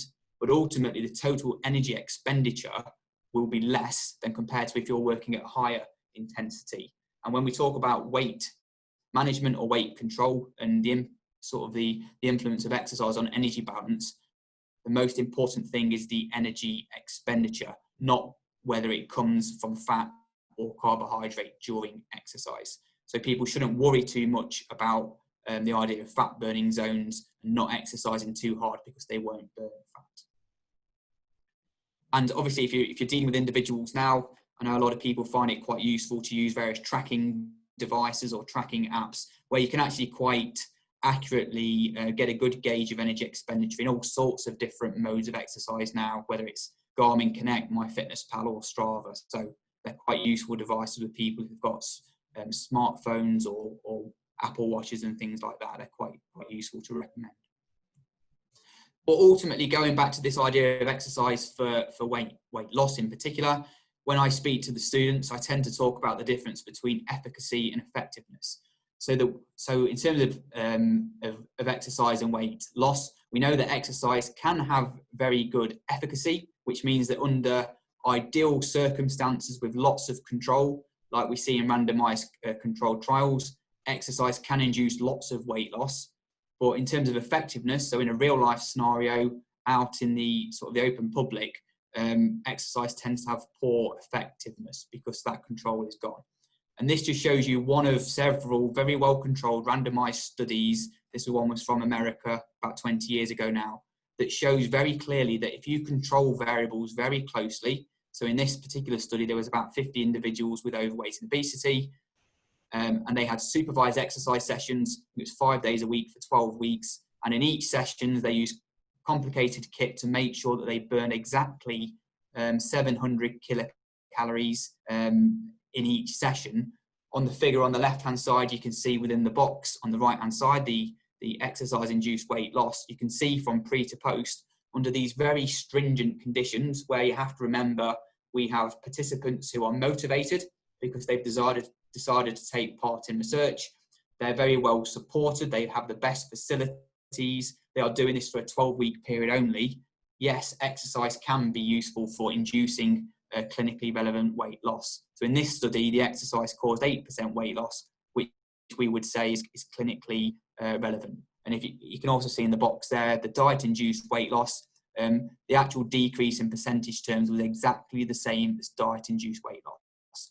So under ideal circumstances, exercise can be very good, but obviously people don't live in those ideal circumstances, and there are lots of other influences within our environment and our psychology, which means that for most people, they don't see these sorts of results. And ultimately, when we look at the guidelines, again, from the American College of Sports Medicine, with regards to inducing clinically relevant weight loss, which is typically suggested to be 5 to 7%, they recommend that over or at least an hour of moderate to vigorous physical activity is needed pretty much on every day to get this clinically relevant weight loss, which, as I'm sure you can appreciate, that's quite a lot of exercise. Another issue that, David's mentioned this before, but I've also talked about the issue of compensation. This was a very nice study that's really widely cited, conducted by some collaborators at the University of Leeds. And this was a 12-week study where they had individuals with overweight and obesity, measured them at the start and at the end of the 12 weeks of supervised exercise, 5 days a week. And on the plot, you can see the individual responses in terms of changes in body weight and changes in body fat. So the lighter bars are the body weight change, and then to the right of that is body fat change for each of the 30 individuals. The red line on that figure is the mean weight loss, which was 3.7 kilograms for that group of 30 individuals. But as you can see straight away there, you can see that some people on the left-hand side have had huge reductions in body weight and body fat. So for one person there, number one, they've lost 14 kilos across the 12 weeks. Whereas if you look at the right-hand side, you can see that participant 30 has actually gained probably about a couple of kilos across the 12 weeks. So ultimately, you can see there's huge variation in individuals' responses to exercise with regards to weight loss. In this particular paper, what was quite interesting is they actually tried to look at some of the factors that might have contributed to compensation. So the individuals who didn't lose as much weight as predicted based on their known energy expenditure. And they actually found that those individuals who didn't lose as much weight as they thought were experiencing increases in appetite, they were eating more according to their dietary logs, and their resting metabolic rate was decreasing more than the individuals who were able to achieve the expected weight loss. So it seems as though these compensatory aspects differ between individuals as well. And there's lots of research ongoing to look at the factors which determine why some people might compensate more than others. So far, I've talked very much about exercise on its own, but obviously in real life, people probably wouldn't just use exercise on its own to help lose weight. They would probably start looking at their diet as well. And I just wanted to share you the findings from a very large meta-analysis of studies that have synthesized lots of data points from over 2,300 individuals, where they've actually compared the effects of adding an exercise training intervention to a diet-induced energy restriction regime.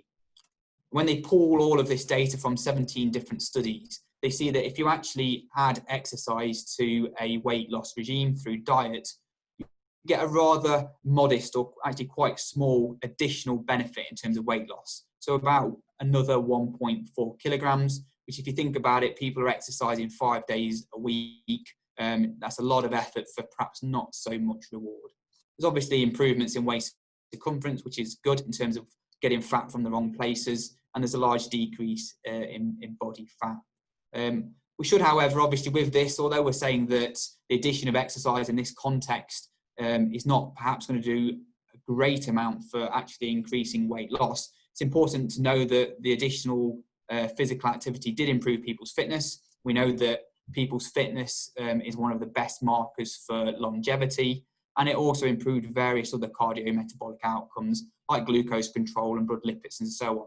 So, I mean, a key message there really should be that it's not necessarily all about weight loss. Even for individuals who do exercise and don't necessarily lose lots of weight, they are still going to get some benefits to their health.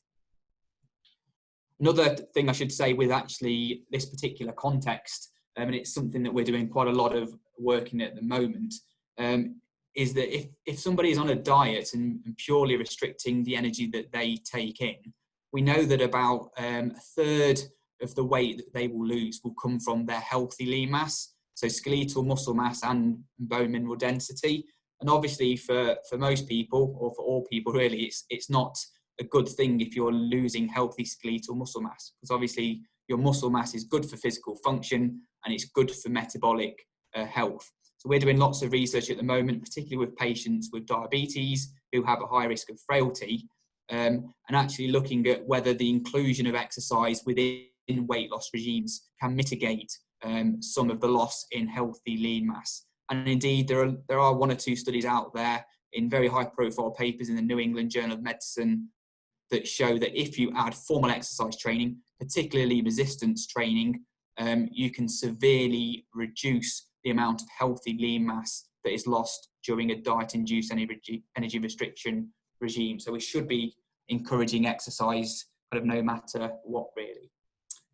But ultimately there you can see the conclusion of the American College of Sports Medicine, who really highlight in their position paper that really if the diet-induced energy deficit is really severe, then adding exercise for the purpose of weight loss is not going to give you lots of benefit. However, if there's a modest level of energy restriction within the diet, then perhaps exercise would be more better in that scenario.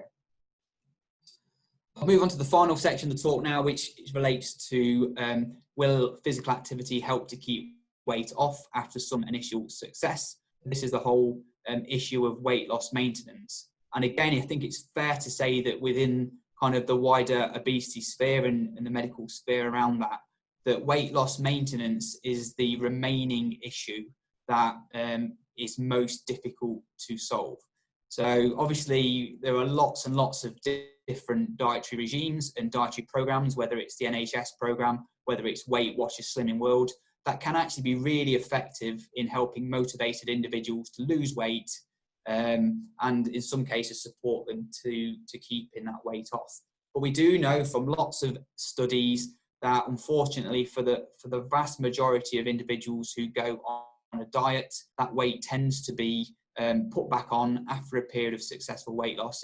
It tends to go back on again, typically within a period of about 12 months. And quite often individuals put more weight on than they actually lost in the first place. So this issue of weight loss maintenance is perhaps the remaining issue that we need to tackle. And actually some individuals writing within the Lancet have actually suggested that we need to change our thinking around how we deal with obesity, because once somebody has become obese and has gained lots of body fat, their physiology is completely different. And going back again to kind of the whole idea of survival physiology, there is this long-term drive to almost persuade individuals that they need to put this weight back on again.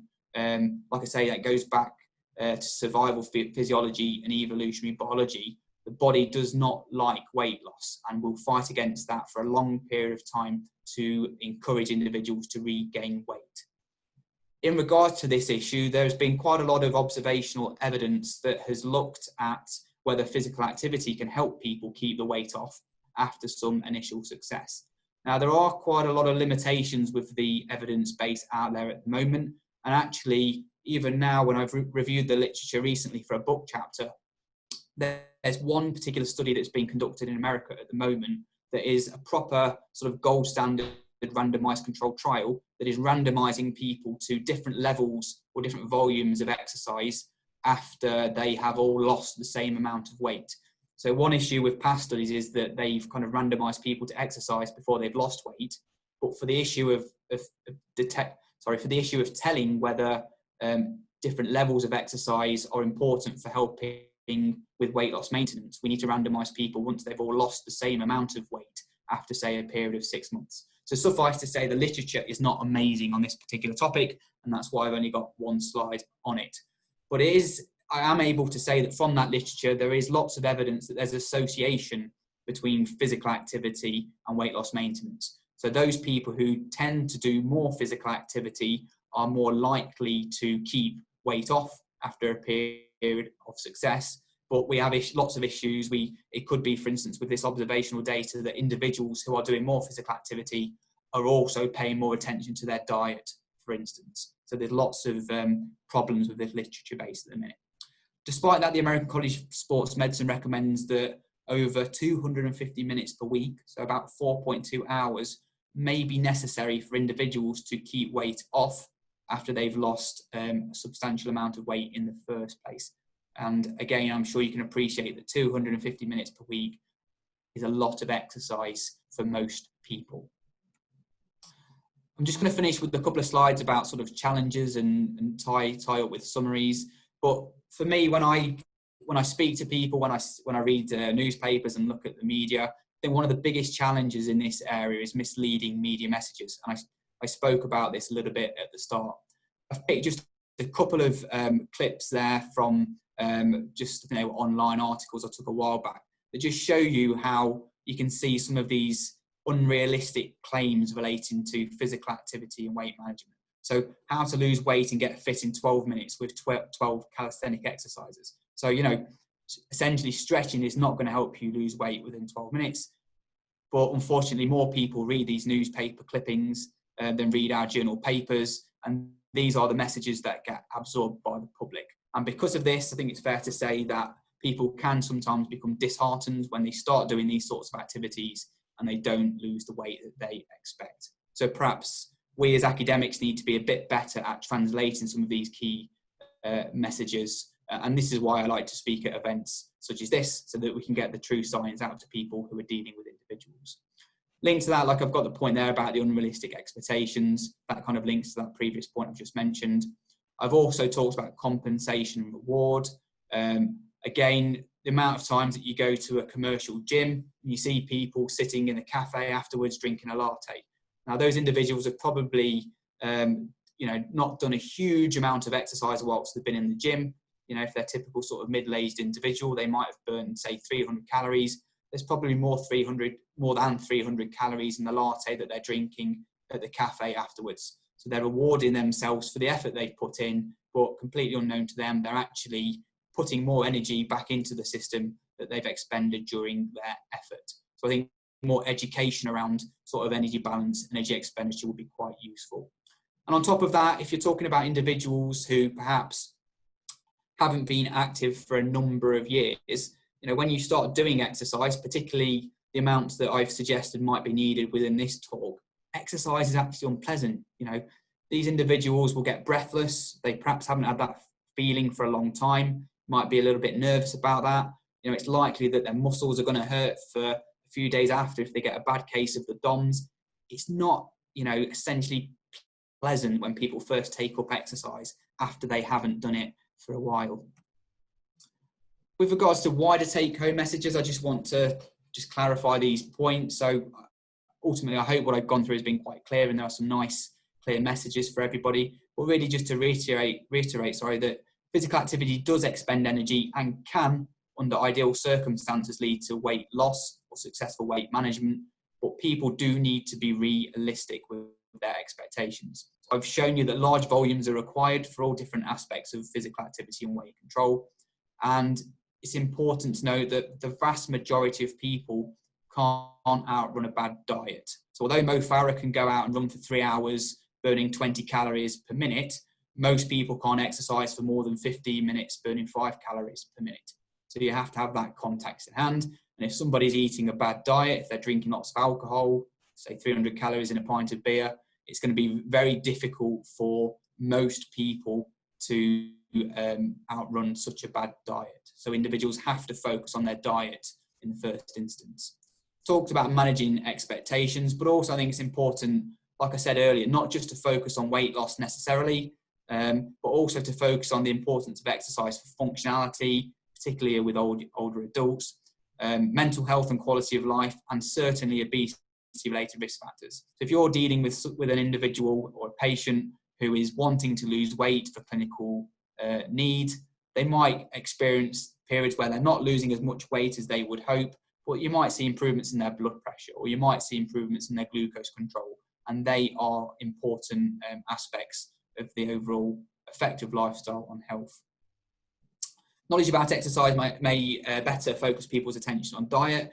Again, practically speaking, from my experience with individuals, when people start to exercise, and particularly now if they start using apps to help them track the calories they burn through different types of activity, I see that people then start to think more wisely about their diet. They start to become more interested in the calories in foods. They start to be more clued into the issue of energy balance. And although they don't need an academic understanding of this, they start to realise that, if I eat, have some unhealthy meals regularly, I'm basically undoing the good work that I'm going out and doing on my bike or with my running shoes during the week. So people do start to focus on both aspects of the energy balance equation.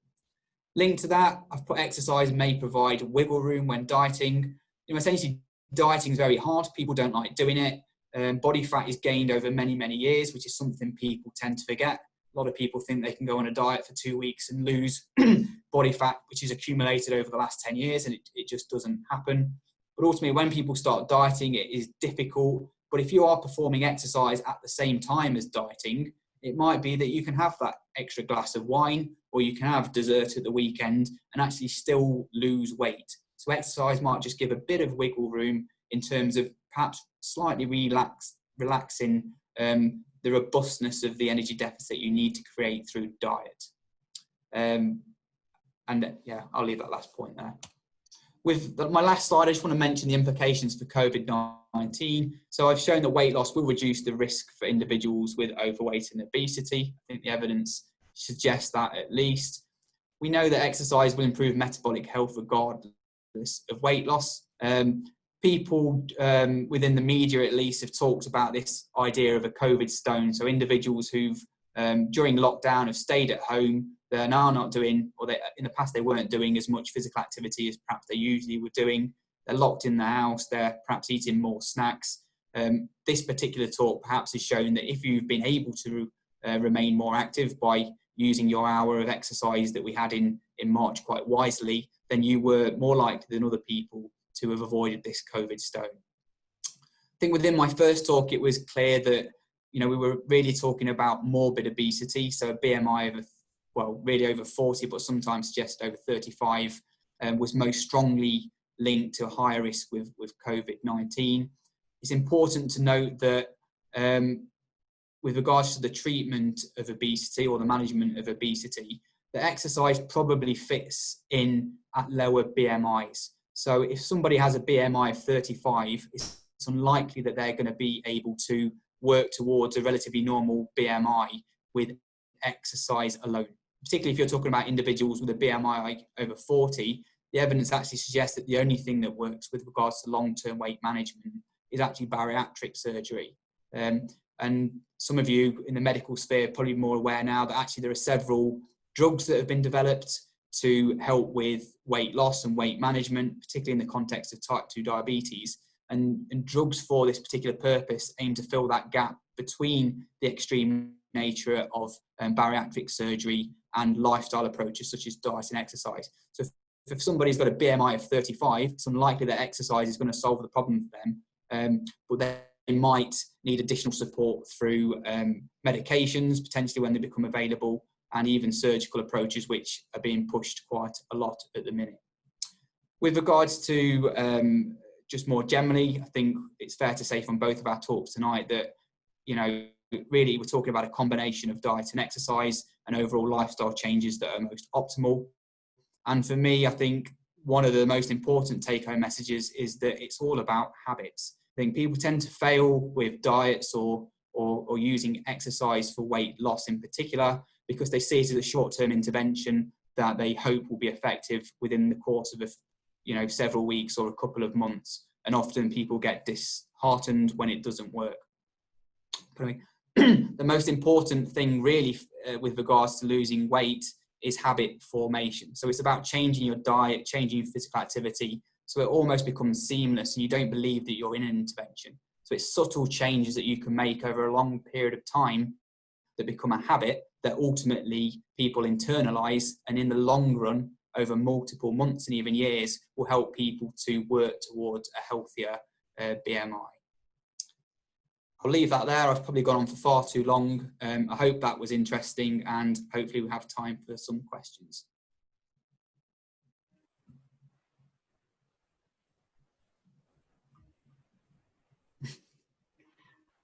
All right, thank you very much for that, James. We are now at 8 o'clock, so I think we can take a couple of quick questions.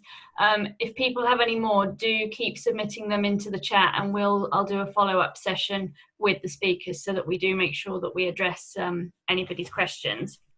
But we'll take a couple now. So I'll start with one for David. Some people have been told that they need to have regular meals in order to lose weight, and skipping meals might result in weight gain as the body goes through starvation. Is this correct?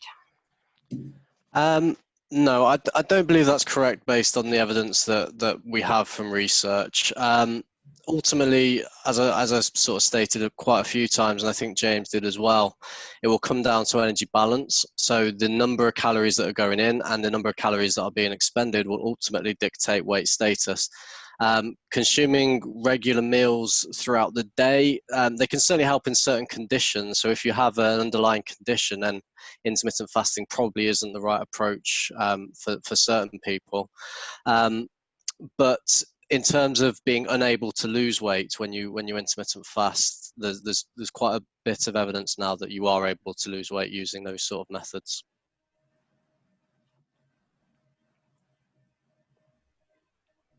Thank you. I think Chris had a couple coming in for James. Yeah, we've got one coming for James. James, is there any data on what happens to body weight in obese men in hospital for COVID-19? Say that again, sorry, Chris. It cut out on me there slightly. Sorry, is there any data on what happens to the body weight of obese men who are in hospital for COVID-19? It's a good question, actually, and to be brutally honest, I don't know. I suspect that I wouldn't think it's something that people have published data on at the moment. I guess it depends on the seriousness in terms of hospitalisation. So obviously, if somebody's on a ventilator, they're going to be receiving sort of exogenous nutrition straight into their gut.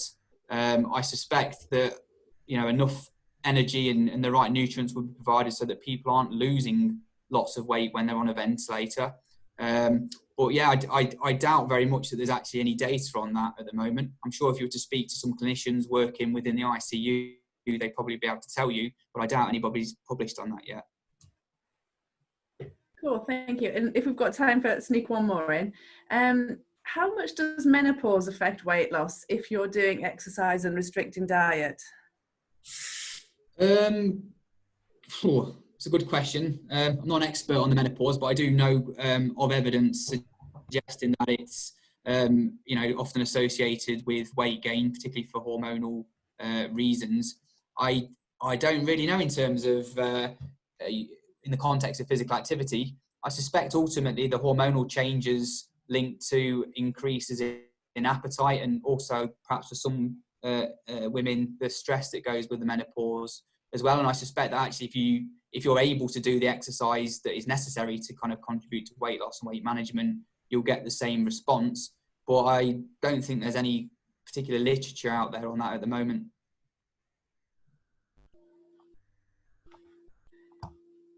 Okay, thank you very much. So we'll just I've got one final one for David, and then we'll pick up any others at a later date. David, what about cultures such as Spain, where eating late is a cultural norm, but obesity is not as big an issue as it is in the UK? How does that kind of change in dietary habits? How is that reflected kind of in what you presented today? Yeah, it's a very interesting question. The truthful answer is I don't know for sure, but although I presented some information at the end related to sort of early time restricted feeding, so consuming calories earlier in the day might be associated with greater health outcomes. Again, so I feel like I keep repeating this, but it will come down to the number of calories that are consumed. In the UK, we tend to consume, and the same in the US as well, we tend to consume quite energy dense foods, so foods that are quite highly processed. They contain quite a lot of fat and simple sugars and things like that. And ultimately, they promote an environment that is likely to lead us to eat more. So we eat largely based on volume. So the amount of volume that we consume is probably one of the biggest driving factors in terms of how many calories we consume. So if we're consuming very energy dense nutrients, we're ultimately going to be consuming quite a few calories. In Spain, perhaps the types of foods that are eaten are slightly less energy dense on a sort of day-to-day basis, and that might explain why obesity rates are lower in Spain than they are in the UK.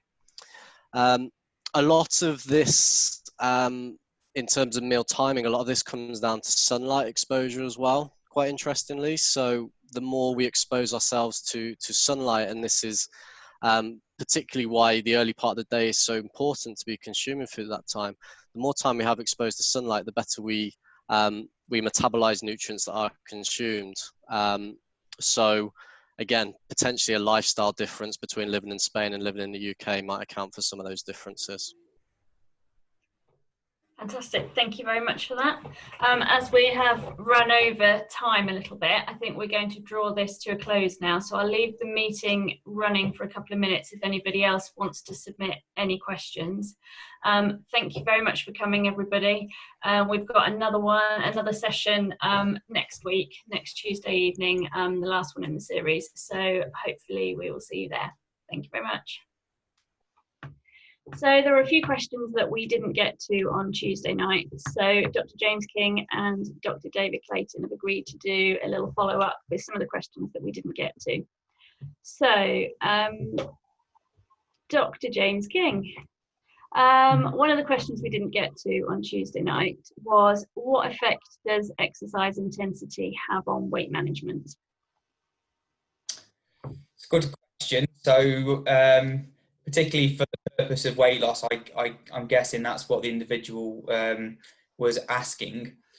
With regards to actual weight loss and using exercise as a therapy to promote weight loss, intensity is not particularly important. What's more important is the actual kind of total volume, and with that energy expenditure that's elicited by exercise. So thinking back to energy balance, exercise obviously burns energy, and if we want to create negative energy balance, we need to increase the energy expenditure, and that means increased total volume. Intensity is not hugely important in this regard, which is unlike the guidelines for exercise and overall health, where we know we can exchange intensity for duration. But with regards to weight management and weight loss, it's the total energy expenditure in exercise volume. So as an example, if you were going to do, say, a 10K run and somebody might burn, say, 600 calories, it doesn't really matter if that run is done in half an hour or an hour. The individual covering 10K will burn the same amount of energy, irrespective of the speed that they complete that at. So really, within weight management, the key message there is that intensity is not particularly important. Fantastic. And I think this is going to be along the same sort of lines. So we've had somebody that was looking for a bit of clarification on the ACSM's exercise guidelines, and whether the guidelines on duration of exercise, are they suggesting that vigorous intensity counts double that of moderate intensity?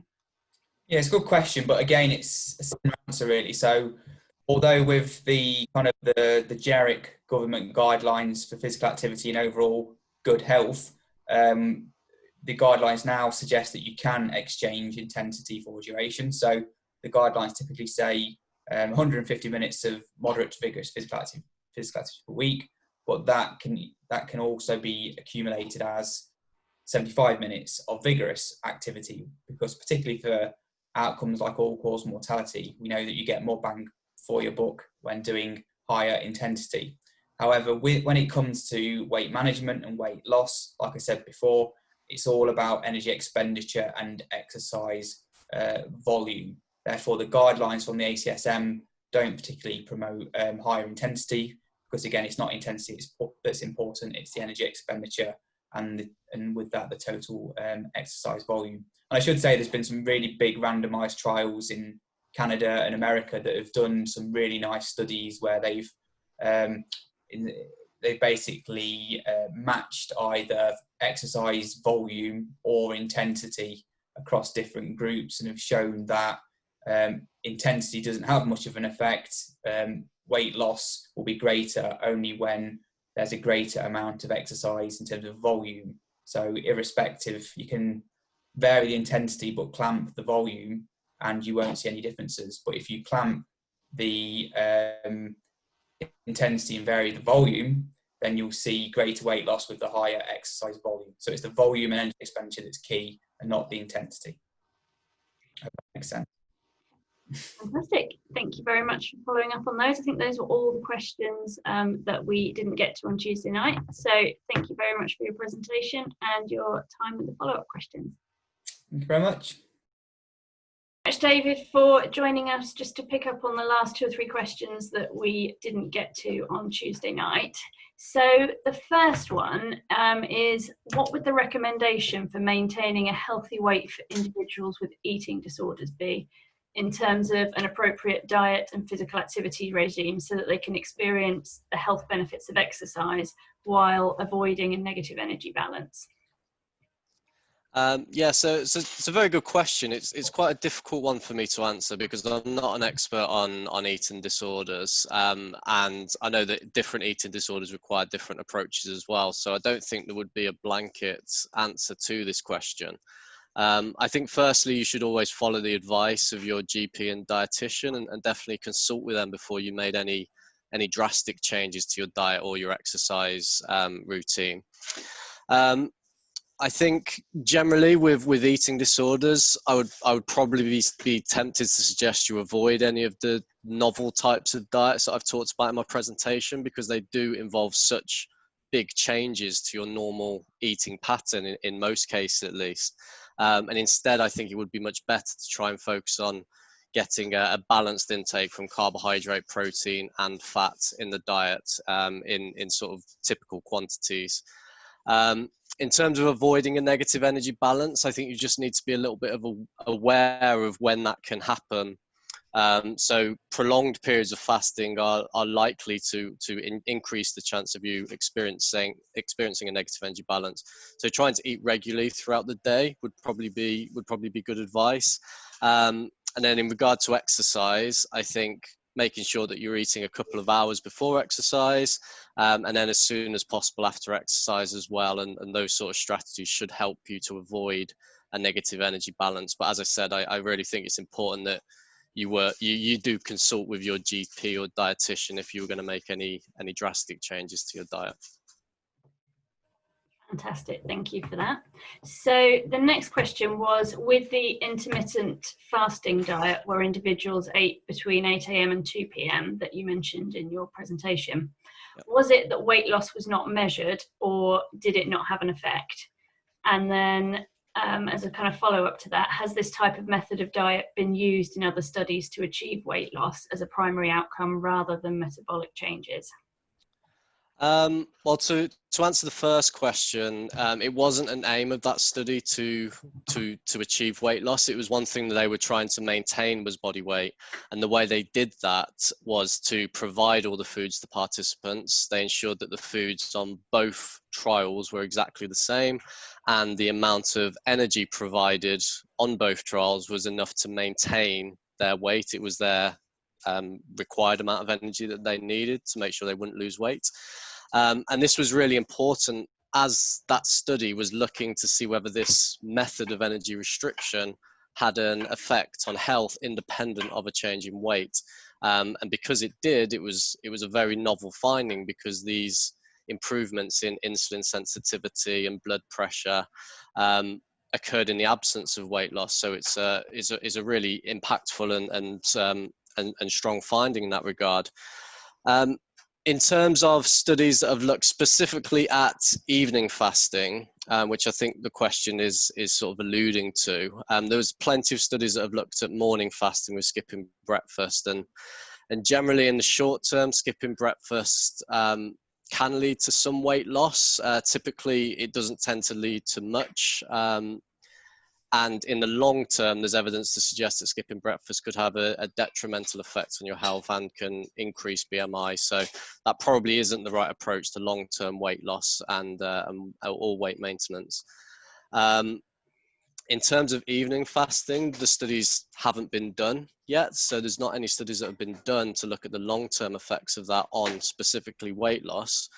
In the UK, we tend to consume a lot more calories in the evening than we do in the morning. So if I was to hypothesize, I would suggest that perhaps skipping dinner might be more effective than skipping breakfast in terms of reducing daily calorie intake, and therefore could be effective for weight loss. But the studies haven't been done yet. We're in the process actually at Nottingham Trent of doing a small study on this, where we're looking mainly at appetite and physical activity, which could be indicative of weight loss in the future.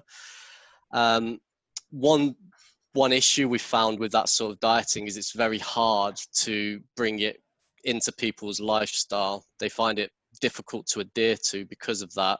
It tends to interfere with social life and family time far more than something like skipping breakfast. So that could be a little bit of a barrier towards the long-term success of that diet, but we don't know yet as the studies haven't been done. So I guess we'll find out in the future. Fantastic. I think that's all the questions that we didn't get to on Tuesday night. So thank you very much for your time following up with this and for your really interesting presentation on Tuesday night. I hope everyone has enjoyed it. We've got one last seminar in the series, which will be on 14th of July, so next Tuesday evening at 6 o'clock, and I hope you join us then. Thank you.